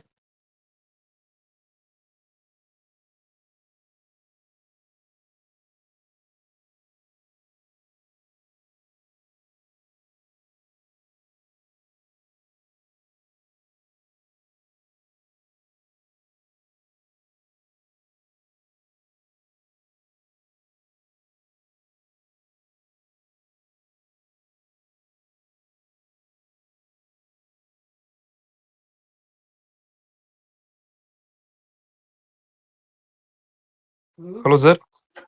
ஓகே, என்னோட பிசி வந்து ஷட் டவுன் ஆயிட்டு நான் அப்படியே ஆன் பண்றேன். சோ இப்போ டைப் ஆஃப் ரியாக்ஷன் அப்படிங்கிறது என்ன டைப்லாம் இருக்கு? நிறைய டைப் இருக்கு சார். சார் ஒண்ணுமே சேச்சுரேட்டட், அன்சாச்சுரேட்டட் ரெண்டு காம்பவுண்ட் தான் இருக்கு. 2 மினிட்ஸ் ஜாயின் பண்றேன் சார். 2 மினிட்ஸ் ஜாயின் பண்றேன். 2 மினிட்ஸ் மட்டும் எல்லாரும் வெயிட் பண்ணுங்க. நான் அப்படியே இந்த பிசியை திரும்ப ரீசைட் பண்றேன். Okay sir.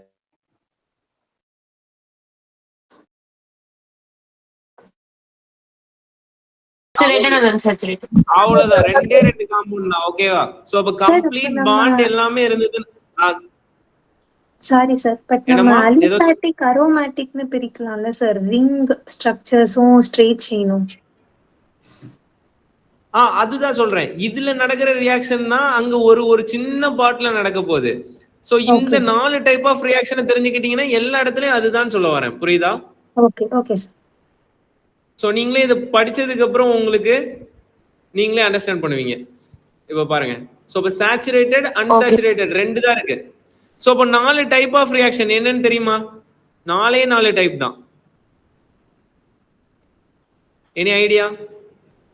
No, sir. இப்போ கம்ப்ளீட்டா எல்லா பாண்டும் இருக்குப்பா. நான் ஐடியா கொடுக்கிறேன். Aromatic, aliphatic. என்ன சொல்றீங்க? டைப் ஆஃப் காம்பவுண்ட் சொல்றீங்களா நீங்க? சப்ஸ்டிடியூஷன். எஸ். அதுதான் ரியாக்ஷன். ஓகேவா? இப்போ இதுல இருந்து நீங்க புரிஞ்சுக்கோங்க, எல்லா பாண்டும் கம்ப்ளீட்டா இருக்கு. அப்ப நம்ம என்ன பண்ண முடியும்? வேற ஏதாவது ஒரு குரூப்பை சப்ஸ்டிடியூட் தான பண்ண முடியும். சப்ஸ்டிடியூட் பண்ணலாம், எலிமினேட் பண்ணலாம். சோ அப்ப சப்ஸ்டிடியூட் பண்ணலாம், அடிஷன் பண்ணலாம், எலிமினேஷன் பண்ணலாம், வேற நியூக்ளியோஃபிலிக் எலிமினேட் பண்ணலாம். ஓகேவா? ரீஅரேஞ்ச்மென்ட். இந்த 4 டைப் ஆஃப் ரியாக்ஷன் மட்டும் தான் ஓவரால் ஆர்கானிக் கெமிஸ்ட்ரியில இருக்கு. அண்ட் இதுல நீங்க புரிஞ்சிக்க வேண்டிய பாயிண்ட், சோ ஒரு ரியாக்ஷன் நீங்க போய் சொல்ல முடியுமா? நீ சப்ஸ்டிடியூஷன் ரியாக்ஷன் பண்ணு, நீ அடிஷன் ரியாக்ஷன் பண்ணுன்னு சொல்ல முடியுமா? முடியாது. அப்ப எப்படி இந்த ரியாக்ஷன் இதுதான் நடக்குதுன்னு நம்ம சொல்ல முடியும்? இந்த ரியாக்ஷன் பண்ணா தெரிஞ்சிரும் சார். என்ன பண்ணா தெரியும்? அந்த ரியாக்ஷன் பண்ணி பார்த்தா தெரியும். இல்ல ரியாக்ஷனுக்கு ஸ்டார்டிங் மெட்டீரியல் சேச்சுரேட்டட் இல்லனா அன்சாச்சுரேட்டட் இருக்க போகுது. பட் எப்படி சப்ஸ்டிடியூஷன் ரியாக்ஷன் பண்றது, அடிஷன் ரியாக்ஷன் பண்றது, அதான் கேக்குறேன். எக்ஸாக்ட்லி, ரியேஜென்ட் தான் இம்பார்ட்டன்ட். ஓகேவா? நீங்க இவ்வளவு நாள் படிச்சிருக்கலாம், இத படிச்சிருக்கீங்களான்னு தெரியல. இப்ப KOH அப்படின்னு சொல்லிட்டு ஒரு காம்பவுண்ட் இருக்கு. KOH னா என்னது? Potassium hydroxide. சோ அப்போ இதுலயே aqueous பொட்டாசியம் ஹைட்ராக்சைடு ஒன்னு இருக்கு, alcoholic potassium, ethanolic alcoholic potassium. So அப்போ KOH ல aqueous போட்டா என்ன நடக்கும், ஆல்கஹாலிக் போட்டா என்ன நடக்கும்? இப்ப aqueous போட்டா என்ன நடக்கும்? Nucleophilic substitution of a halogen compound. Exactly. So அப்போ சப்ஸ்டிடியூஷன் ரியாக்ஷன் நடக்குன்னா நம்ம என்ன பண்ணணும்? you have to use aqueous potassium hydroxide. So அப்ப ஆல்கஹாலிக் யூஸ் பண்ணா என்ன ஆகும்? beta elimination. Elimination reaction, beta elimination. Elimination நடக்கும். அப்ப தெரியுது இல்ல? அப்ப இந்த ரியேஜென்ட் தான் என்ன பண்ணுது? இந்த 4 டைப் ஆஃப் ரியாக்ஷன்ஸ predict பண்ணுது. ஓகே, இப்போ நீங்க சொல்லுங்க, சப்ஸ்டிடியூஷன் ரியாக்ஷன் சேச்சுரேட்டட்ல நடக்குமா அன்சாச்சுரேட்டட்ல நடக்குமா? சேச்சுரேட்டட்ல நடக்கும். Very good. சோ அப்போ சேச்சுரேட்டட்ல தான் என்ன நடக்கும்? சப்ஸ்டிடியூஷன் அப்படிங்கிறது நடக்கும். அப்போ சம்டைம்ஸ் உங்களுக்கு क्वेश्चन வரலாம், அப்ப அன்சாச்சுரேட்டட்ல சப்ஸ்டிடியூஷனே நடக்காதா? அப்படினா நடக்கும், செகண்ட் ஸ்டெப்ல நடக்கும். புரியுதா? ஃபர்ஸ்ட் ஸ்டெப்ல என்ன பண்ணிடுவோம்? இந்த அன்சாச்சுரேட்டட சேச்சுரேட்டடா மாத்திடுவோம். சேச்சுரேட் பண்ணிட்டு அப்புறமா அவ்வளவுதான். சோ அப்போ ரெண்டு ஸ்டெப்ல இந்த ரியாக்ஷனை பண்ண போறோம். தென் அதுக்கு அடுத்து அடிஷன் ரியாக்ஷன் எங்க நம்ம ஆட் பண்ண முடியும்? சேச்சுரேட்டடா அன்சாச்சுரேட்டடா? அன்சாச்சுரேட்டட். அவ்வளவுதான். அப்போ unsaturated molecule undergo addition reaction. புரியுதா? தென் அதுக்கு அடுத்து எங்க எலிமினேட் பண்ண முடியும்? சேச்சுரேட்டட். அவ்வளவுதான். அப்ப எல்லா பாண்டும் கம்ப்ளீட்டா இருந்தா எலிமினேஷன் பண்ண போகுது. சோ அப்போ சேச்சுரேட்டட்ல தான் எலிமினேஷனும் பண்ண போறோம். தென் அதுக்கு அடுத்து ரீஅரேஞ்ச்மென்ட். ரெண்டுலயுமே பண்ணுவோம். அது எல்லாமே ரெண்டுமே பண்ணலாம். ஓகேவா? சோ அப்ப எய்தர் ஆர். சோ அப்ப ரெண்டுலயுமே நம்மளால பண்ண முடியும் with the help of reagent தான். ஓகேவா? புரியுதா? இதுதான் மொத்த ஆர்கானிக் கெமிஸ்ட்ரியும். அதுல ஒரே ஒரு பார்ட்ல மட்டும் தான் என்ன பண்ணுது? ரியாக்ஷன் இந்த மாதிரி சேஞ்ச் ஆகுது. அதுக்கு நம்ம என்ன படிக்கணும்? எஃபெக்ட் படிக்கணும். இண்டக்டிவ் எஃபெக்ட், ரெசனன்ஸ் எஃபெக்ட், அதுக்கப்புறம் ஹைப்பர் கான்ஜுகேஷன் ஒன்னு படிச்சிருக்கீங்களா? Yes sir. இத மட்டும் படிச்சிருந்தீங்க. இந்த அடிஷன் ரியாக்ஷனுக்கு மார்கானிக் ஆஃப் அடிஷன் ஒன்னு இருக்கா? Yes sir. சோ அப்ப அந்த மார்கானிக் ஆஃப் அடிஷன் நம்ம படிக்கணுமா, அதுல இருக்கிற லாஜிக் நம்ம படிக்கணுமா? லாஜிக்.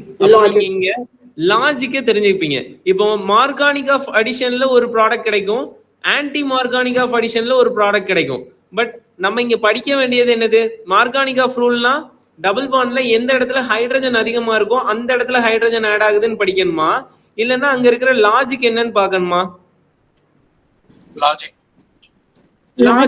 சோ அப்ப இங்க என்ன லாஜிக் இருக்கு அப்படிங்கறது நான் சொல்றேன். அதுதான் என்னது அப்படின்னா இன்டர்மீடியட் கார்போகேட்டையான் ஸ்டெபிலிட்டி. ஓகேவா? அப்போ கார்போகேட்டையான் ஸ்டெபிலிட்டி தெரிஞ்சா நீங்க மார்கானிக் ஆஃப் ரியாக்ஷன்ஸ் நீங்களே என்ன பண்ணிடலாம், அண்டர்ஸ்டாண்ட் பண்ணலாம். சோ அப்போ ஆப்போசிட்டா நடக்குது. ஆன்டி மார்கானிக் ஆஃப் ரூல்ல அப்ப என்ன இருக்கும்? எப்படி சார் அந்த கார்போகேட்டையானோட ஸ்டெபிலிட்டி? அதுதான் சொல்றேன். அதுதான் இங்க நாங்க கிளாஸ்ல டீச் பண்ணுவோம். லாஜிக்கை தான் நாங்க இங்க டீச் பண்ணுவோம். ஓகேவா? Okay sir. சோ அப்ப இங்க ஆன்டி மார்கானிக் ஆஃப் ரூல்ல என்ன நடக்கும்? இன்டர்மீடியேட் ஏதாவது ஐடியா இருக்கா? ஸ்டெரிக் ஹிண்ட்ரன்ஸ் இல்ல, ஆனா நீங்க ஒரு டெக்னிக்கல் வேர்டை வந்து யூஸ் பண்றீங்க. பட் இங்க என்ன எக்ஸாக்ட்லி? கார்போகேட்டையான் வந்து ஸ்டெபிலிட்டி டெர்ஷரி, செகண்டரி, பிரைமரி. டெர்ஷரியில 3 குரூப் அட்டாச் ஆயிருக்கும் ஆல்பா கார்பன்ல. சோ கிரவுடிங் இருக்கிறதுனால நல்லா படிச்சிருக்கீங்க. பட் ஆன்டி மார்கானிக் ஆஃப் ரூல்ல என்ன இன்டர்மீடியேட்? அதுதான் என்னோட क्वेश्चन. சார் பிரான்ச் தான் இருக்கும் சார். இதுக்கு பேர் என்னது? Free radicals. ஃப்ரீ ரேடிக்கலோட ஸ்டெபிலிட்டி புரியுதா? சோ அப்போ ஆர்கானிக் கெமிஸ்ட்ரியில இந்த மைன்யூட் திங்ஸ் தெரியுது, 4 டைப் ஆஃப் ரியாக்ஷன் தெரியுது, ரியேஜென்ட் தெரிஞ்சிருச்சு அப்படின்னா ஓவரால் ஆர்கானிக் கெமிஸ்ட்ரி ஓவர். புரியுதா? எஸ். சோ அப்போ ஹாஃப்மேன் எலிமினேஷன் சொல்லுவோம், ஹாஃப்மேன் ப்ராடக்ட்னு சொல்லுவோம், ஜெய்ஸ் ஆஃப் ப்ராடக்ட்னு சொல்லுவோம். அப்ப அதை படிக்கணுமா, அதுல இருக்கிற லாஜிக்கை படிக்கணுமா? அதோட லாஜிக் தான் படிக்கணும். கிளியரா? சோ அப்ப ஆர்கானிக் கெமிஸ்ட்ரி எப்படி படிக்கணும்ங்கிறது புரியுதா? அப்ப நம்ம கிளாஸ் எப்படி போகுங்கிறது புரியுதா? ஓகே. சோ லாஜிக் தான் நம்ம படிக்கணும். சோ அதை தான் இங்க டீச் பண்ணுவோம். தென் क्वेश्चनக்கு நீங்க ஆன்சர் சால்வ் பண்றது இங்க என்ன இருக்கும்? ஒரு ரியாக்டன்ஸ் கொடுத்திருப்பாங்க அண்ட் அதோட ரியேஜென்ட்டும் கொடுத்திருப்பாங்க அண்ட் ஆன்சரும் கொடுத்திருப்பாங்க. பட் 4 ஆன்சர் கொடுத்திருப்பாங்க. அப்போ நீங்க மெக்கானிசம் தெரிஞ்சா என்ன பண்ணிடலாம்? வெரிஃபை பண்ண முடியுமா இல்லையா? 4 ஆன்சரையும். அதுதான். சோ அப்போ எது அப்ராப்ரியேட்டான ஆன்சரா இருக்குமோ நீங்க வெரிஃபை பண்ணாலே என்ன பண்ண முடியும்? ஆன்சரை கண்டுபிடிக்க முடியும். கிளியரா? சோ அப்போ இங்க நீங்க இந்த அளவுக்கு லாஜிக்கை தெரிஞ்சுக்கிட்டீங்க அப்படின்னா உங்களோட போர்டு எக்ஸாம்லயும் நீங்க என்ன பண்ண முடியும்? டிஸ்கிரிப்டிவா அசால்ட்டா எழுத முடியும். இங்க நீங்க அந்த क्वेश्चन எத்தனை क्वेश्चन நீங்க சால்வ் பண்றீங்களோ அந்த அளவுக்கு உங்களுக்கு வந்து கான்செப்ட்ல நீங்க இன்னும் தெளிவா நீங்க ஸ்கூல்ல போய் லைட்டா நீங்க ஒரு டிஸ்கிரிப்டிவ்ல எழுதி விட்டாலே மார்க் அழகா ஸ்கோர் பண்ணிட்டு போயிடலாம். புரியுதா? ஓகேவா? ஆர்கானிக் கெமிஸ்ட்ரி புரிஞ்சுச்சா? இதுதான் மொத்த ஆர்கானிக் கெமிஸ்ட்ரிக்கும் உள்ளது.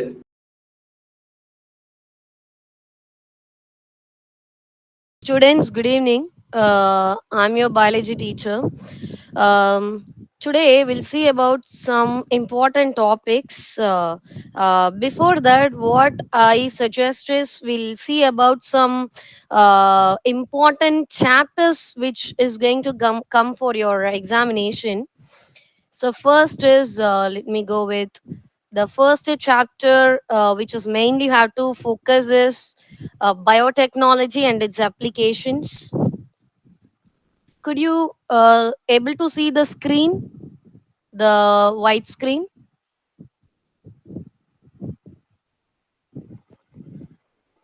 Students, am I audible?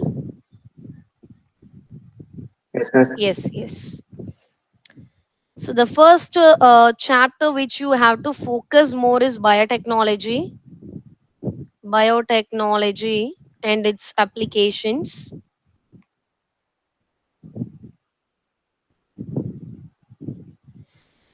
Then you also have to focus about the cell and molecular biology.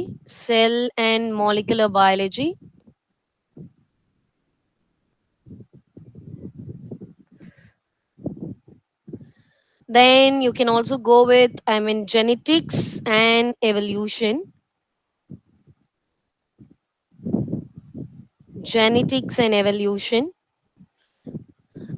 Then fourth one could be plant physiology.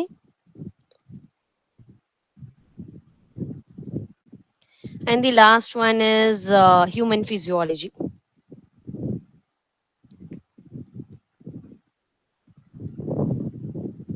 Right, so total you have 10 chapters for your examination, but my suggestion is these are the very important chapters that you should never ignore. Clear?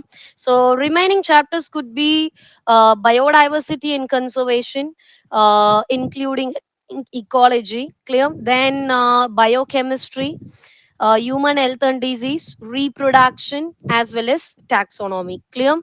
So you have to focus more on these chapters. Then only you have to. I mean, this is the more important chapters.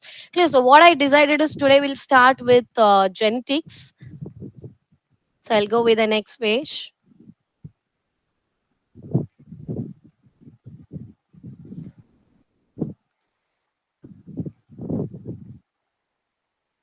Fine. So when you move on with genetics, first of all, we have to know who is the father of genetics. Clear? The father of genetics is going to be Gregor John Mendel. Gregor John Mendel.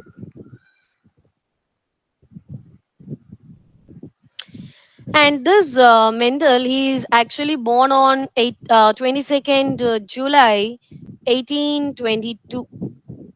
1822. Clear?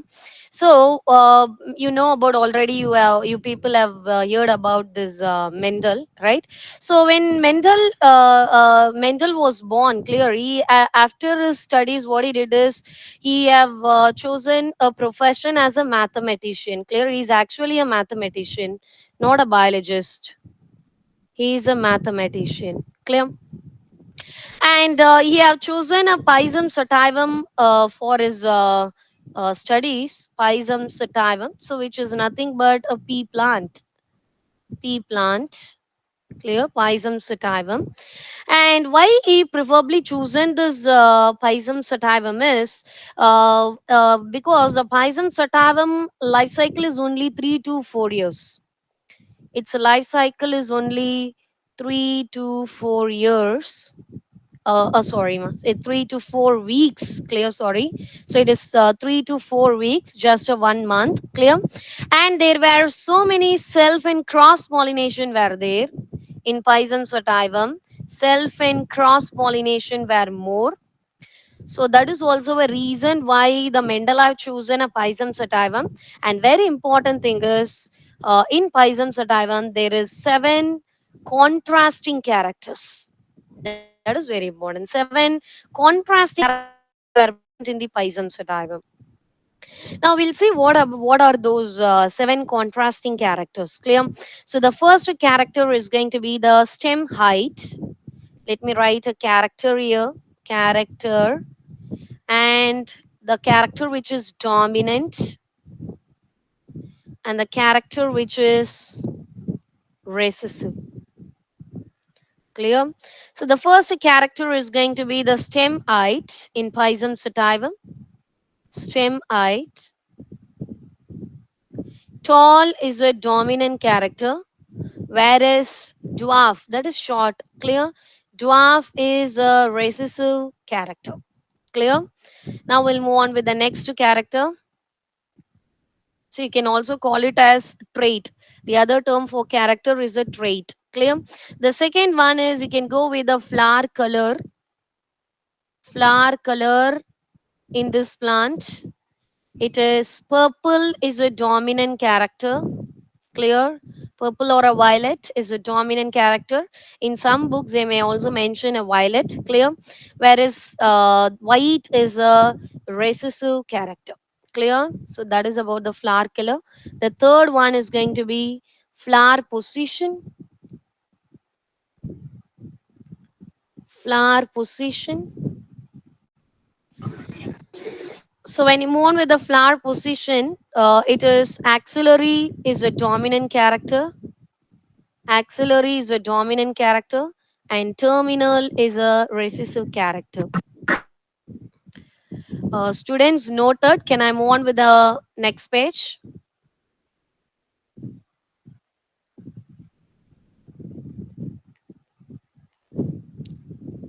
All right, I'll move on with next page.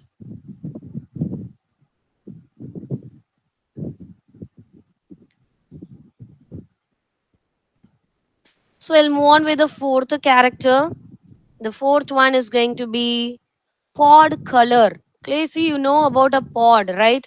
So usually your mother will take a piece from the pod, no? So that is the pod. Clear? So when you move on with the pod, the green is a dominant trait. Clear? Whereas the yellow is a recessive trait. Now we'll move on with the next one. The next one is pod shape. Pod shape. So we go with the pod shape. Inflated is a dominant character. Clear? Whereas constricted is a recessive character. Constricted is a recessive character. Clear? See, inflated, usually we'll see inflated pods only. Clear? In the market, we'll see some inflated plots. Whereas constricted is something, it will be like, it resembles something like this. Clear? So this is a constricted one. Clear? Then the sixth character is going to be seed shape.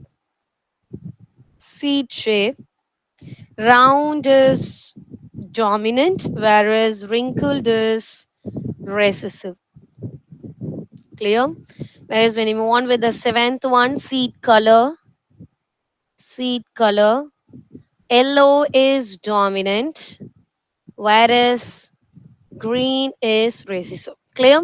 So these are the 7 contrasting characters which was analyzed by Mendel in Pisum sativum plant. But Mendel's work was actually not, his work was not recognized, clear, for so many years.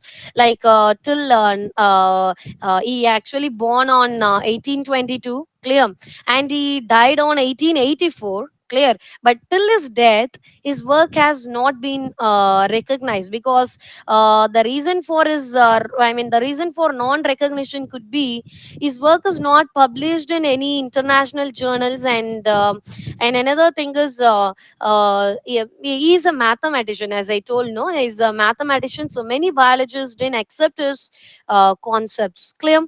So, and one more thing is, what now we'll see about what is mean by gene. Clear?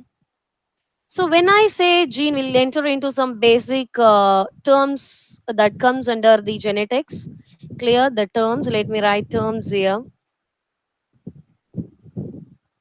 Gene. Clear? So when I say gene, gene is a basic unit of inheritance. Clear?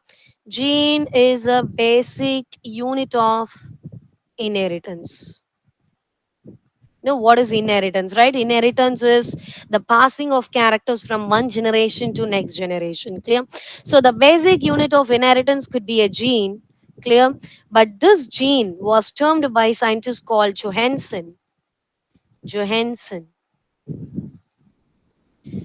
So when Mendel was coined, he actually coined the term called factors. Clear? Factors. As I told, no, he is a mathematician, so he termed it as a factor, not as a gene. So later only, the scientist Johansen has termed the same factor as a gene. Clear?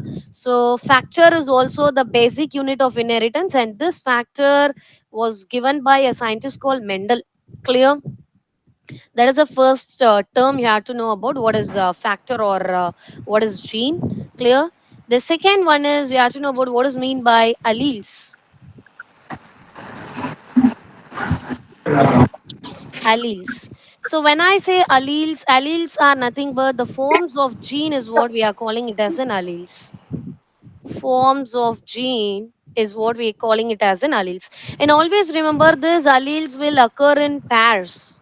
Clear? Alleles will always occur in pairs. See for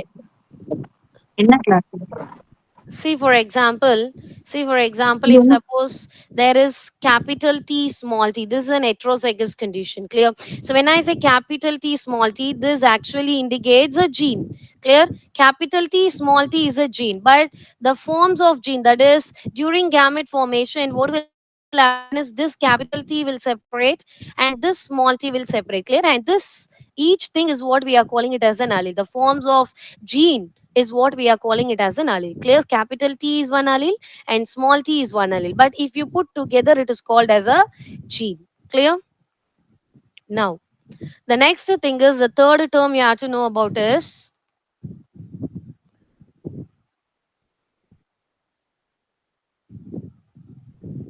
Yes.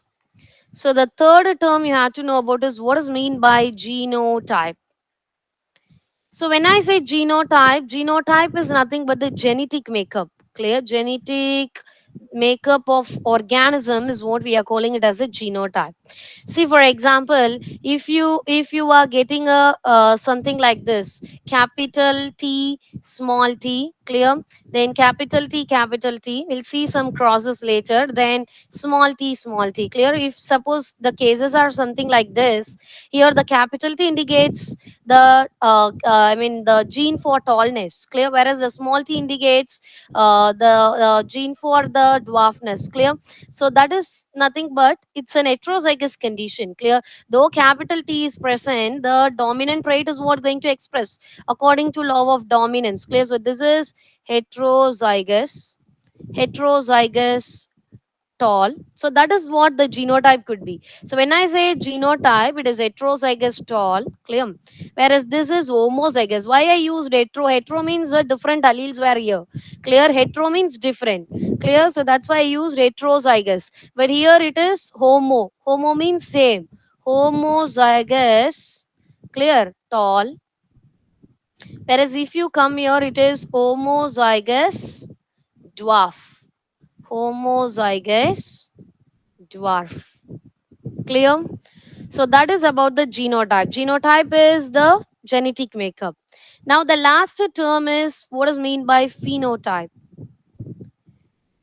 So when I say phenotype, phenotype is a physical appearance. Physical appearance, that is how the plant is finally going to look. Clear? If you take the same example, this plant is going to look tall. Clear? Capital T, small t is, I mean, tall. Clear? Because here capital T is a dominant allele. That's why the tallness is exhibited. Clear? Whereas here, if you go with capital T, it is also going to be tall. Clear? When you go on with small t, it is short. Clear? So this is going to be the phenotype. Phenotype means the physical appearance, whereas genotype is going to be the genetic makeup of an organisms. Clear? Fine. So now we'll move on with, if you go with the Mendelian's law, there are totally three different laws were there. Mendelian's law. The first one is going to be law of dominance. Law of dominance. So when I say law of dominance, it is nothing but the pure line individual. So if I want, I can write the thing statements. So what is law of dominant states? The pure line individual, in F1 generation, F1 is the first filial generation. Clear? So the pure line individuals in F1 generation being dominant, express itself. They'll be expressing itself.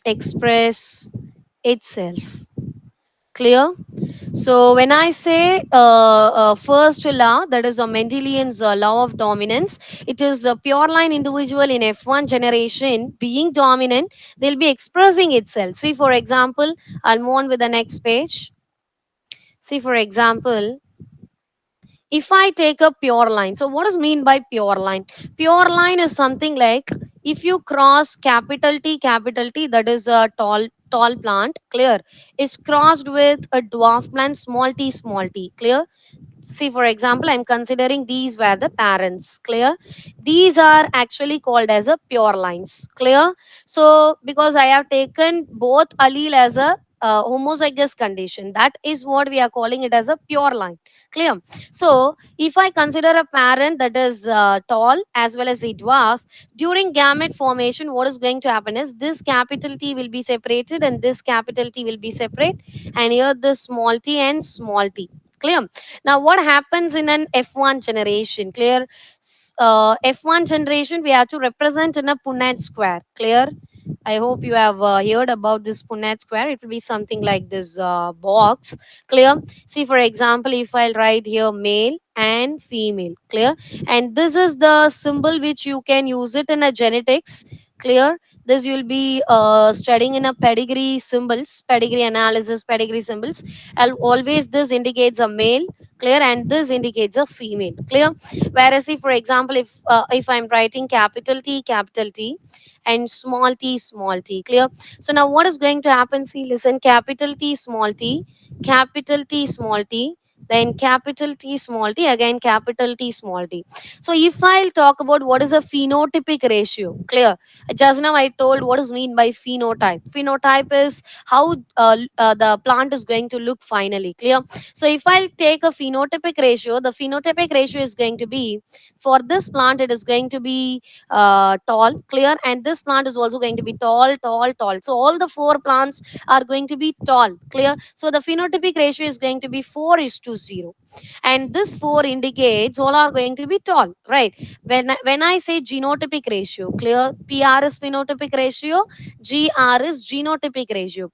That is the genetic makeup of this organism. All the four individuals are heterozygous. Am I right? Elame heterozygous are, all the four were heterozygous. So it is going to be 4:0 again. Clear? And all the four are heterozygous tall. Heterozygous tall. So now what we can do is we can go with the self cross of this F1. Clear? In the F1 generation is self cross panaburu, selfing. Now what is mean by selfing? Selfing is nothing but you are going to cross the individuals which you got in an F1 generation. Clear? F1 generation you got some young ones, right? The offsprings, and those offsprings you are going to self it. Clear? That is called selfing. That is capital T small t is crossed with capital T small t. Clear? Now we'll go with the I'm considering this as a parents now. So the gametes are going to be, it is capital T small t, again capital T small t. Clear? Now I'll go with the F2 generation. Clear? So if you go with the F2 generation, see for example, this is male and this is going to be female. Capital T small t, capital T small t. Clear? So what is the ratio we'll get? We'll see now. Clear? It is capital T, then capital T small t, followed by capital T small t and small t small t. Clear? So the what is the phenotypic ratio now? Can anyone able to say what is the phenotypic ratio? Can anyone answer me? What is the phenotypic ratio? How many plants are going to look tall? 3. Yes, right? It 3 is to 1, ma'am. yes, it is 3:1. Clear? So the phenotypic ratio is going to be 3:1 because three plants are going to be tall and one is going to be dwarf. How about the genotypic ratio? How about the genotypic ratio? Genotypic ratio. 2:1. Yes, it is 1:2, 2:1. Clear? And this one indicates it is homozygous tall. Clear? Homozygous tall. And this two indicates heterozygous. These two are the heterozygous. Clear? Capital T, small t. Heterozygous. Clear? And this one indicates an homozygous dwarf one. Clear? Homozygous dwarf. Clear? So that is about the Mendelian's first law, that is law of dominance. And along with that, I also completed with the monohybrid cross here itself. Clear? Monohybrid cross. This is the monohybrid cross ratio 3:1 as well as 1:2:1. What is mean by monohybrid? First of all, monohybrid is when you cross the plant or any organism with only one trait. Clear? Here I have taken a trait that is only the stem height. Clear? Stem height matana we have taken. Either it is tall or the dwarf. So if you cross the parents with only one trait, then that is called as a monohybrid cross, and this is going to be the ratio of the monohybrid cross. Clear? So now we'll move on with Mendelian's second law.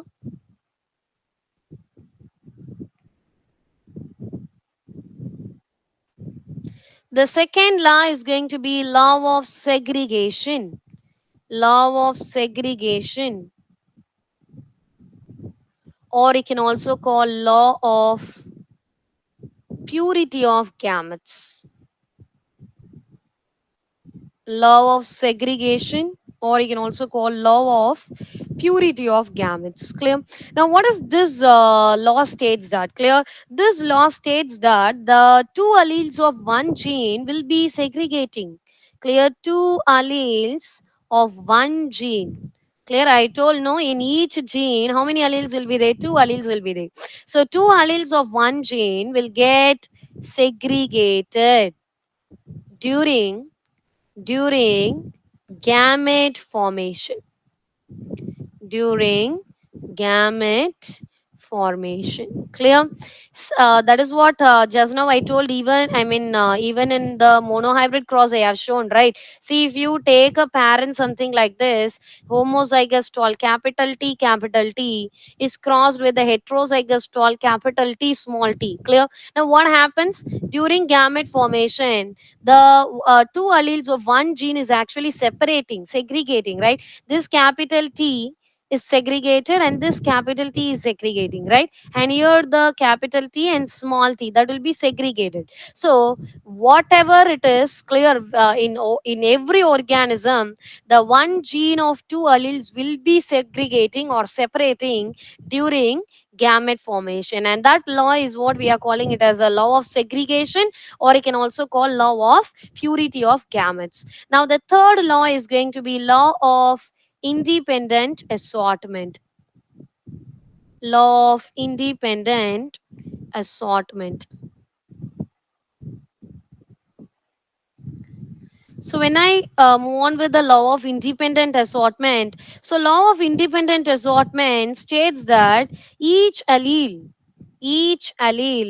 can independently assort, can independently assort with any one of the allele. Assort with any allele. Clear? So what is this law? I mean, see, for example, if I if I'll go with a dihybrid cross. Clear? If I consider a parent something like a tall plant with purple color flower. Clear? Tall plant with purple color flower. Capital T, capital T, capital P, capital P. So this is a dihybrid cross. Clear? Is crossed with dwarf plant. Clear? With white flower. Clear? Dwarf plant with white flower. Clear? Purple is dominant and white is a recessive character. Clear? See, in this case what happens, see, for example, this allele. Clear? This allele can assort with this allele or this allele. Clear? Am I right? See, for example, capital T can combine with this allele, capital P, or this capital T can combine even with this capital P. Clear? T, it is TP you will get, or you'll get TP. So 4 times you will get the same gametes. Clear? TP ன்னு 4 time கிடைக்கும். இங்க வந்து பாத்தீங்கன்னா this C, for example, it is this small t can assort with this P or this with this P. Clear? So TP you will get 4 times again. Clear? So we'll complete the dihybrid cross. See, for example, see, I'll go on with the next page. So these are the gametes here. These are the gametes. Clear? So now we'll see.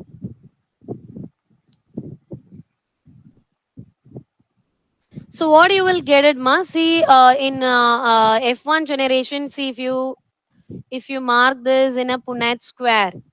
Clear? So this is going to be male and this is going to be female. Clear? So it is capital T, capital P, capital T, capital P, and one more box, capital T, capital P. And here it is going to be small t, small p. You got 4 times, right? So I'm see, for example, so what you are going to get in the each box, ma? See, all the 16 offsprings. Clear? Totally you are going to get a 16 offsprings here. Clear? it is will be in the genotype capital T small t, capital P small p. Clear? And all the boxes you are going to get a same thing only. Clear? In F1 generation. So the phenotypic ratio for this F1 generation, clear, it is going to be 16:0, and all the 16 are going to be tall purple. Clear? All are going to be tall plant with purple colored flowers. Clear? Because we got what? Capital T is dominant here, capital P is dominant here. Clear? You fill all the boxes here. If you fill also, you'll get the same genotype in all the 16 boxes. Clear? All are going to be tall purple. How about a genotypic ratio? It is going to be 16:0 again, and all the 16 are going to be heterozygous tall purple. Heterozygous tall purple. Now we'll go with the self cross. Clear? That is selfing of the F1 generation. So how you will self it, ma? See, listen. Capital T small t, capital P small p is crossed with capital T small t, capital P small p. Clear? Now what is going to happen during gamete formation? Clear? I told the each allele can the two alleles of one gene will be separating, right, during gamete formation. And according to the third law of independent assortment, see, this capital T can assort with this P, capital P, or this capital T with this small p. Clear? Capital T small p, then small t capital P, and again followed by small t small p. The same is what you are going to get here also, right? Capital T capital P, then capital T small p, followed by small t capital P, and small t small p. Clear? So can you able to do an F2 generation, and can you say the what is the phenotypic ratio and the genotypic ratio? Clear? So you also do it in your note. I'll do it in next page. Same, I'll go with the F2 generation. F2 generation. So what you are going to get in F2 generation? See, listen. Punnett square I'm drawing.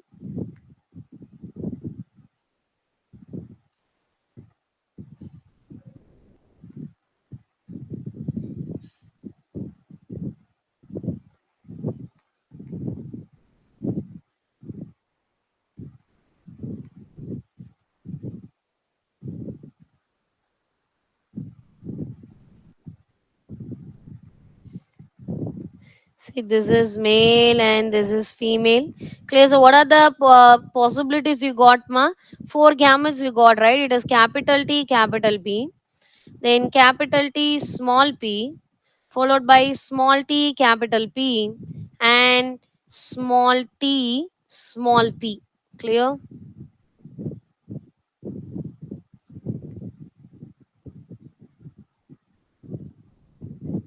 Then here also I'll be writing same thing, capital T, capital P, capital T, small p, small t, capital P, followed by small t, small p. Clear?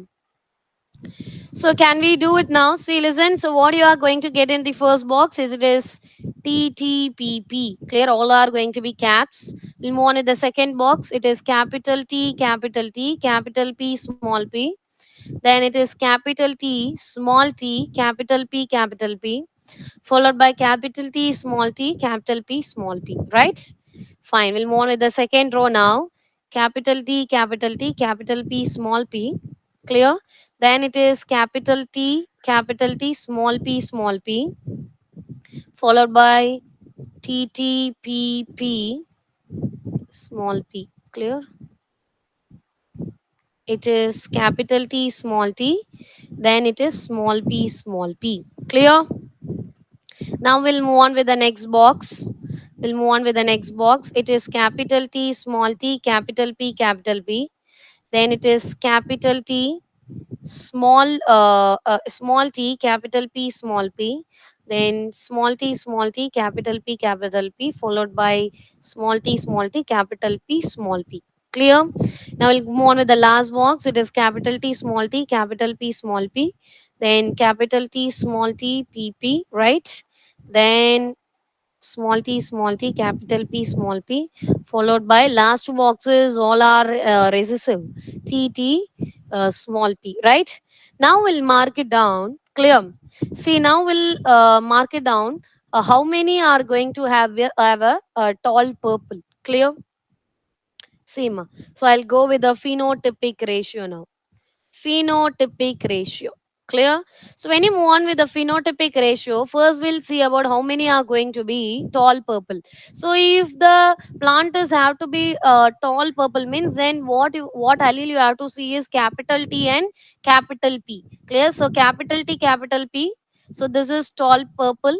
This one, clear, followed by this one and this one. See, I am marking in blue color. Clear? All are going to look like tall plant with purple color flower, because capital T is dominant and capital P is also dominant. Clear? Then this one, clear, then followed by this and this. Clear? So 9 plants are going to be tall purple. 9 plants are going to be tall purple. Clear? And now we'll mark down how many are going to be tall white. Clear? Tall white. I'll mark it in black color. Clear? Tall white means there should be presence of capital T and small p. Clear? So see, this is tall white. This is tall white, followed by, and this is going to be tall white. Clear? So it is 9 is to 3. 9 is to 3, and this 3 indicates it is tall white. Clear? Now we'll move on with how many are going to be a short purple. Clear? Short purple. I mark it in red itself. Clear? So if I'll say short purple, the thing is it has to have a small t, and purple means capital P. Clear? So this is short purple, and this is also going to be short purple, followed by this is a short purple. So it is 9 is to 3 is to 3. This is short purple. And the last one is short white. Clear? It is not, this alone is a short white. Clear? Small t is short, right? And small p is white. So it is 9 is to, so let me write short white. Clear? So what ratio will get for that hybrid cross is, it is 9 is to 3 is to 3 is to 1. Clear? How about a genotypic ratio? How about a genotypic ratio? See, it is always difficult to write a genotypic ratio for a dihybrid as well as a trihybrid cross. Clear?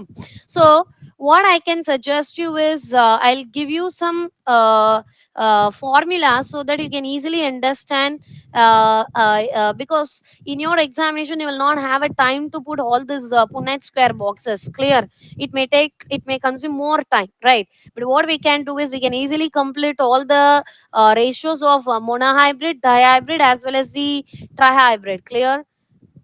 We'll see for example. See, if you go with the monohybrid cross, clear?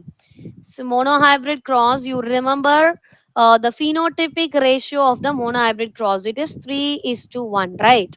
So what you have to do is, you just have to put 3 is to 1 to the whole power n. Clear? So what you will get, if it is a monohybrid cross, you put 1 here. So it is going to be 3 is to 1. Clear? Now we'll go with the genotypic ratio of the monohybrid cross. So the genotypic ratio, you remember it for monohybrid cross, it is 1 is to 2 is to 1. So again, what you have to do, it is 1 is to 2 is to 1 to the whole power n, right? That is going to be the formula. For mono means you have to use 1, okay? So it is 1 is to 2 is to 1. Anyhow, you have to remember this ratio, 3 is to 1 as well as 1 is to 2 is to 1 for the monohybrid. Now with the dihybrid cross. Clear? For dihybrid cross, what you have to do is, the phenotypic ratio of the dihybrid cross is going to be 3 is to 1 to the whole power 2. Clear? Because since it is a dihybrid, I'm using it as a 2. But what you will get 3 is to 1 into 3 is to 1. So it is going to be 9 is to, clear, 9 is to, then 3 is to, 3 is to 1. You got it, right? 9 is to, 3 is to, 3 is to 1.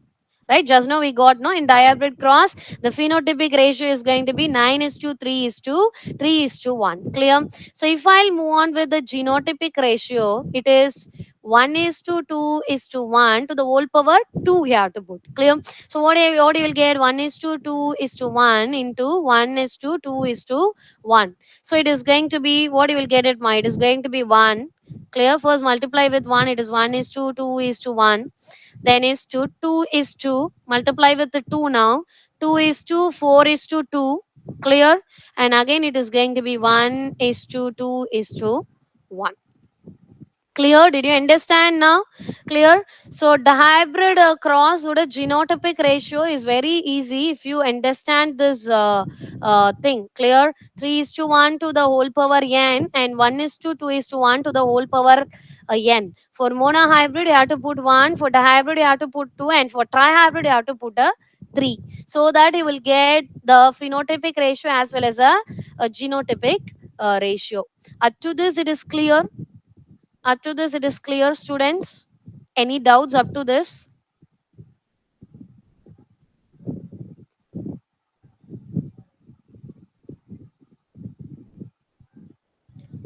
Students, it is clear up to this? Yes, ma'am. So if you go with the, I don't want to do a trihybrid. If you have a time, you can put it in your home. Clear? That is trihybrid cross. But I'll just give a thing how to do a trihybrid cross. What does mean by trihybrid cross? Trihybrid cross is crossing the parents with the 3 traits. Clear? See, I'm taking, see for example, parent as tall plant with a purple color flower in an axial position. Clear? Is crossed with dwarf plant with white flower in a terminal position. This is how the trihybrid cross could be. Clear?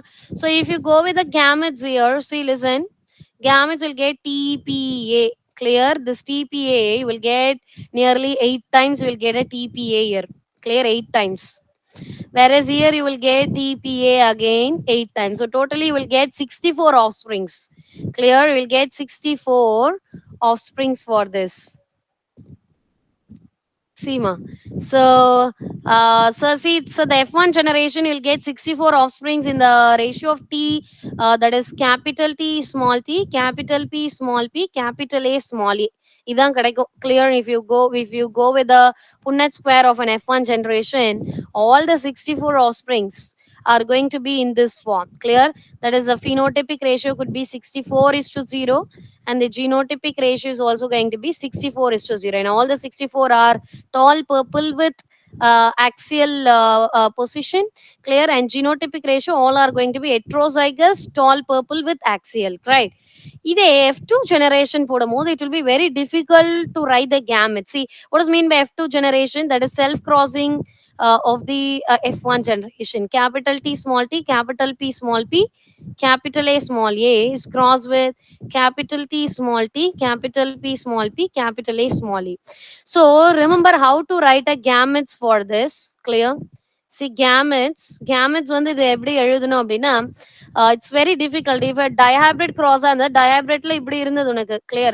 TTPP, right? இது உனக்கு gametes எழுத, it is very easy because this can assort with this and this with this, right? And this with this with this. So you easily you can write this one. But here, how you will write for this case? Clear? Sorry. So how you can write is, see, remember, first all the 3 alleles have to be capital. Clear? TPA. This is one type.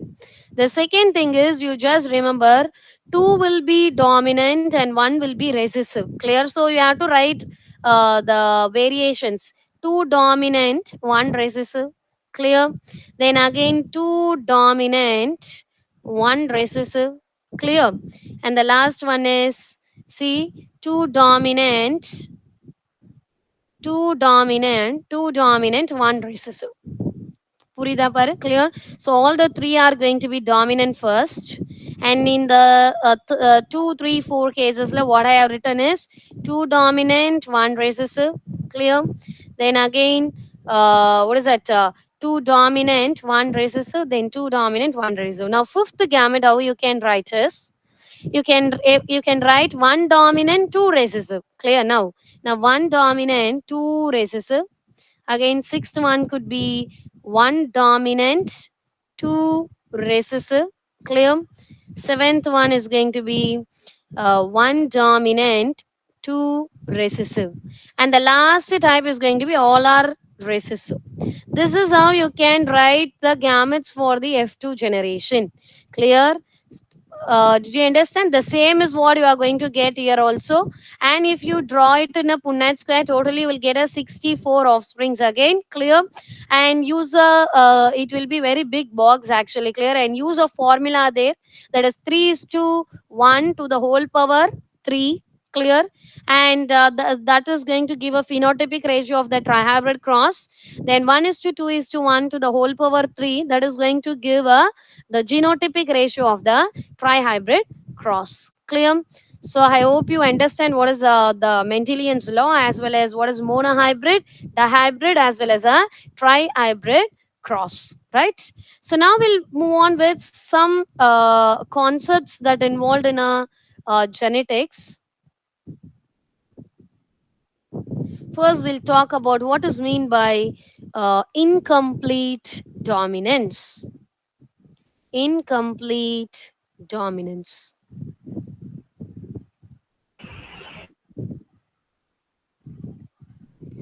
So when I say incomplete dominance, see, the incomplete dominance is nothing but the dominant gene not able to dominate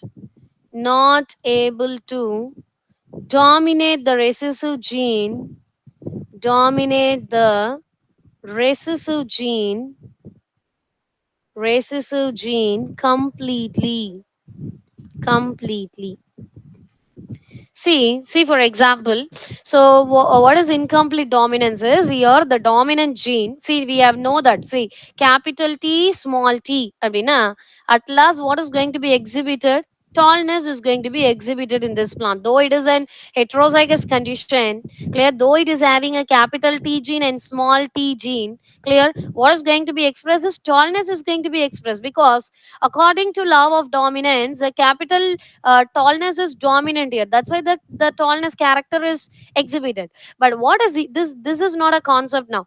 Clear? What is incomplete dominance is the dominant gene not able to suppress this recessive gene completely.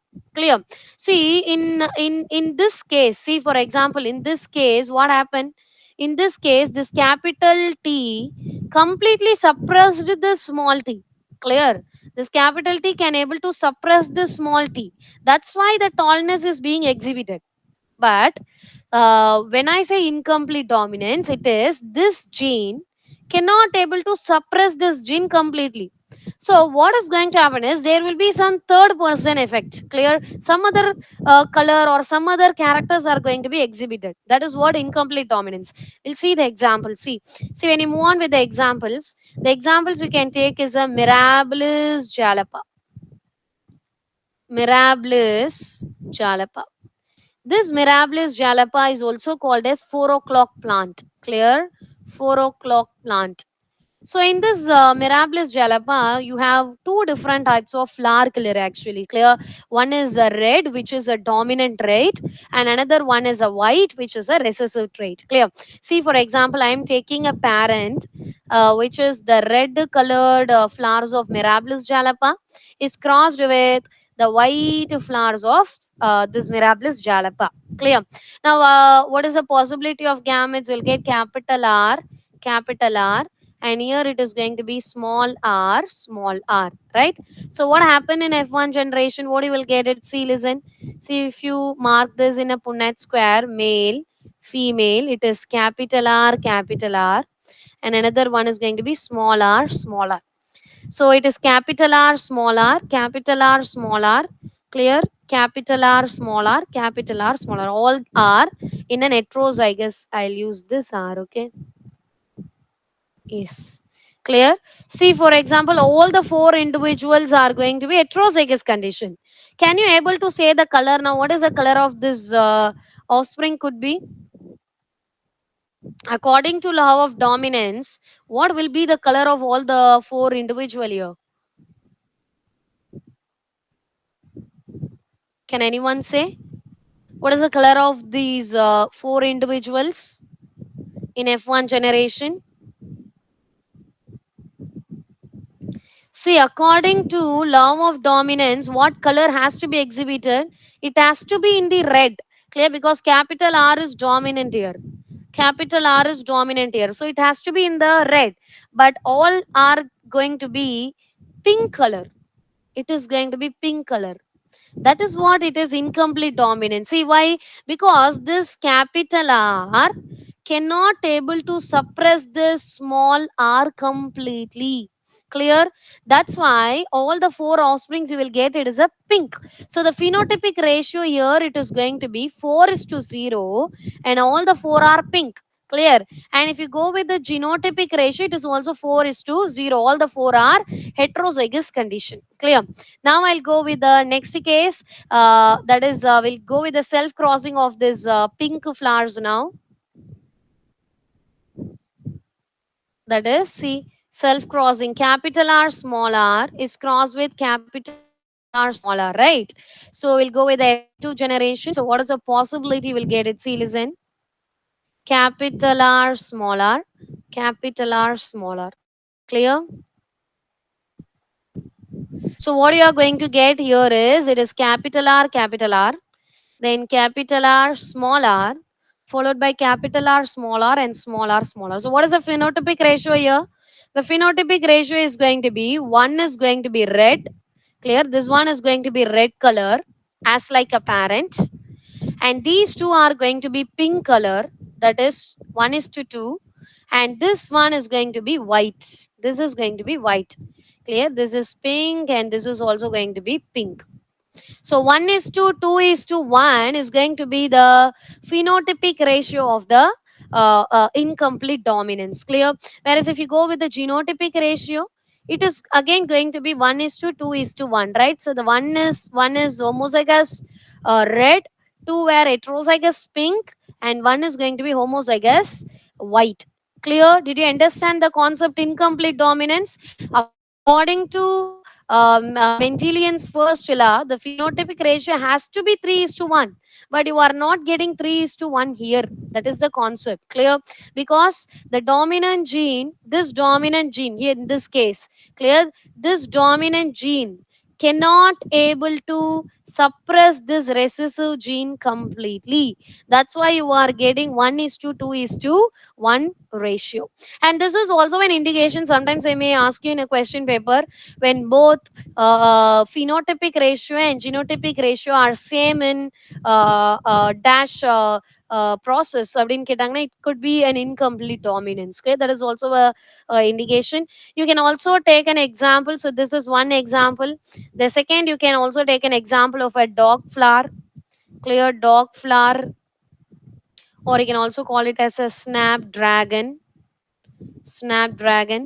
Then third one, you can also go with an undulation fowl. So that is about the incomplete dominance. Clear? So now we'll go on with multiple allelism topic. Multiple allelism.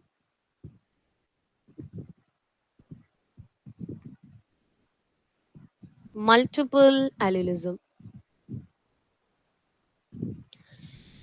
Now, what is mean by multiple allelism? See, I told you already, in each gene, usually we have only two alleles, and alleles always occur in pairs. This I taught you in an introduction part, right?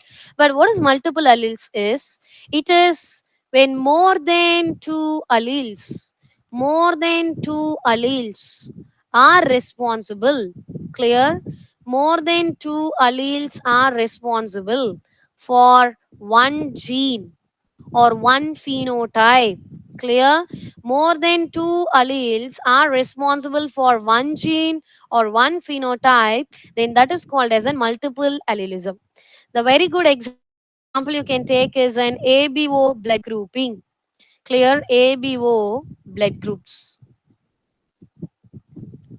ABO blood grouping. So if you go with an ABO blood grouping, there are totally three different alleles are responsible for this blood ABO blood group. So what are those alleles? It is going to be IA, clear, IB, and IO. Clear? Only three alleles are actually present: IA, IB, IO, and these three alleles are responsible for four different phenotypes and six different genotypes. I'll show you now. See, for example, if an individual is having, clear. See, for example, a case if a person is having IA.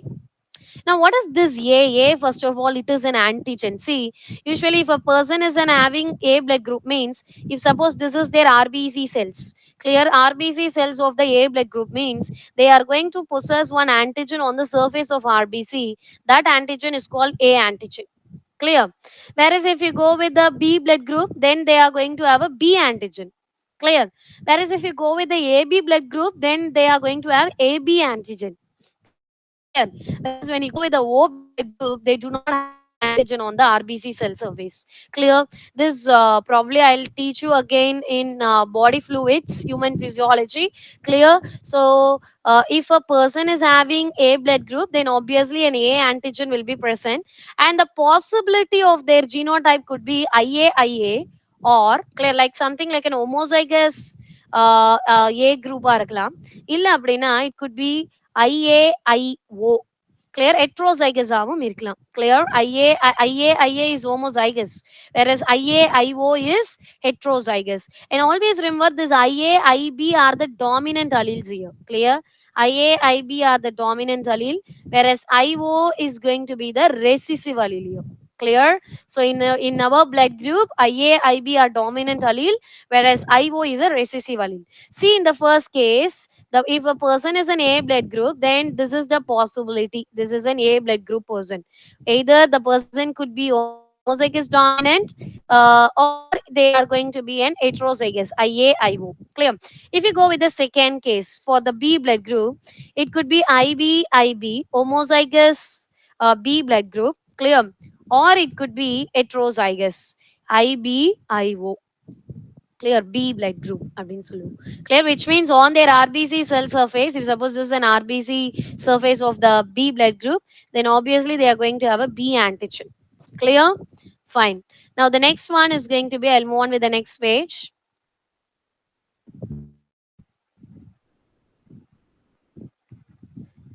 If the person is an AB blood group, clear, then the only possibility is going to be IAIB, which means on their RBC cell surface, two antigens will be present. Both dominant alleles will be present, capital A as well as a capital B. Clear? This condition is actually called as a codominance condition. Clear? Codominant is nothing but when both the dominant alleles are exhibited. Clear? When both dominant alleles are exhibited, that condition is what we are calling it as a codominance. So AB blood group is a type of codominance. Clear? Now we'll move on with the D. That is, it is O blood group. O blood group na, the only possibility is going to be both are going to have recessive allele. Clear? IO. Clear with all the cases now. So see, if a person is A group, it could be homozygous dominant or heterozygous IA or IAIO. If it is a B group, it is IB or IBIO. Whereas if it is a person is an AB blood group, it could be IAIB. And if the person is an O blood group, then it is going to be IO or HIO. Clear? So now see how many alleles are totally responsible. Three alleles are responsible, as I already told, no? IA, IB, and IO. But how many phenotypes you got? Phenotypes, how many blood groups you got? It is A group, B group, AB group, as well as O group. So 4 phenotypes you are getting here. 4 phenotypes. And how many genotypes you will get it, ma? You will get 6 genotypes. 6 genotypes. These are IA, IB, IO. These are the 2 genotype. Clear? And apart from that, you will get IA, IA, then IA, IO, followed by IB, IB, IB, IO. Clear? So 3 alleles responsible for, clear, 4 phenotypes and 6 genotypes. And this is what we are calling it as a multiple allelism, which means when more than 2 alleles are responsible for one phenotype, here the phenotype we are taking as a blood group, clear, then this is what we are calling it as multiple allelism. See, for example, I'll give you some problems on this blood group. Clear? Problems. So how you can work out in your examination. See, for example, how they may give is in a marriage. You please note down a question. In a marriage, in a marriage between, in a marriage between a male, a male with, a male with blood group A, clear, in a marriage between a male with blood group A and female, and female with blood group B, blood group B, comma, the progeny, progeny is an young one or offspring. The progeny had either, had either blood group, blood group AB or B. Clear? See, for example, in a marriage between a male with blood group A, that is a male is A blood group and female is a B blood group, and their progenies are either AB group or the B group, then they may ask, see, for example, what could be, continue the question, what could be the possible, possible genotype of parents? What could be the possible genotype of parents? This is what the question could be. This is how they may ask you regarding the multiple allelism topic. Clear? See how you can put it. See, I'll move on with the next page. I'll move on with the next page.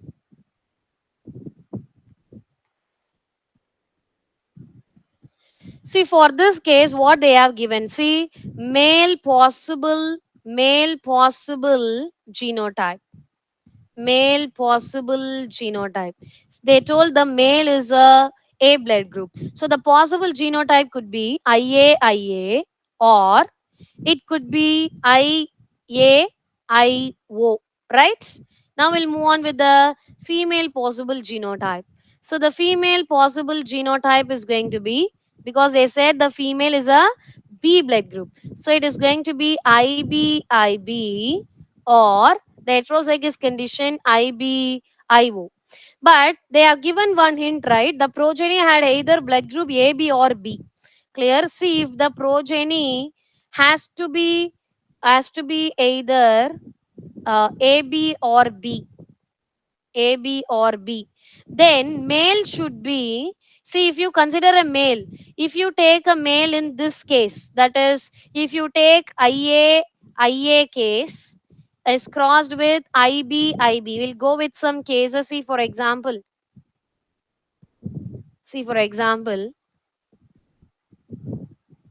if you go with the cases, if the male is IA crossed with, if the female is homozygous dominant IB, in this case all the individuals are going to be AB, because only AB is possible here. If you put in a Punnett square also, how you can put in a Punnett square is you can frame something like this. Clear? Here you can write IA. Here you can write IB. Clear? See, all the 4 offsprings will get, all are going to be AB blood group. Clear?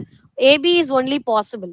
Now in the second case, if the male is homozygous dominant IA is crossed with heterozygous B blood group, means then what is possible? A group as well as AB blood group is possible. Am I right or not? Clear? Whereas when you move on with, if you take a male is heterozygous IAIO is crossed with heterozygous female, clear, IBIO. In this case, what you will get is you will get all the four types are possible. A group, if you put in a Punnett square, see, listen, if you mark this in a Punnett square, IAIO, then this is IBIO. What you are getting? IAIB one type, then IBIO B blood group you are getting, then A blood group you are getting, again IOIO O blood group. Clear? All the four blood groups are possible: A group, B group, AB group, as well as the O group. But if you take a case, that is if the male is IAI, clear, if the male is IAI and the female is IBIB, homozygous dominant, in this case what is the possibility? You see, it is going to be AB blood group. Clear? Here I represents, you can represent as I or IO. Clear? Both are same. In some question paper they may represent it as a small I, but you can also use a term, I mean the letter called IO. Clear? So the possibility could be AB blood group. Clear? And it could be a B blood group. So did you understand? So the possible genotype of the parent could be this type. It is that is heterozygous A blood group of male, clear, and the homozygous B blood group of the female. In the case la irundada, see, if you want I can write clearly here. IA IO. Clear? In the case la irunda mattum, because here the possibility is only B, right? So IA, IB and B blood group. So the progeny, if they want to have AB group or the B group, then the possible genotype of the parent is going to be IA, IO and IB, IO. Clear, ma?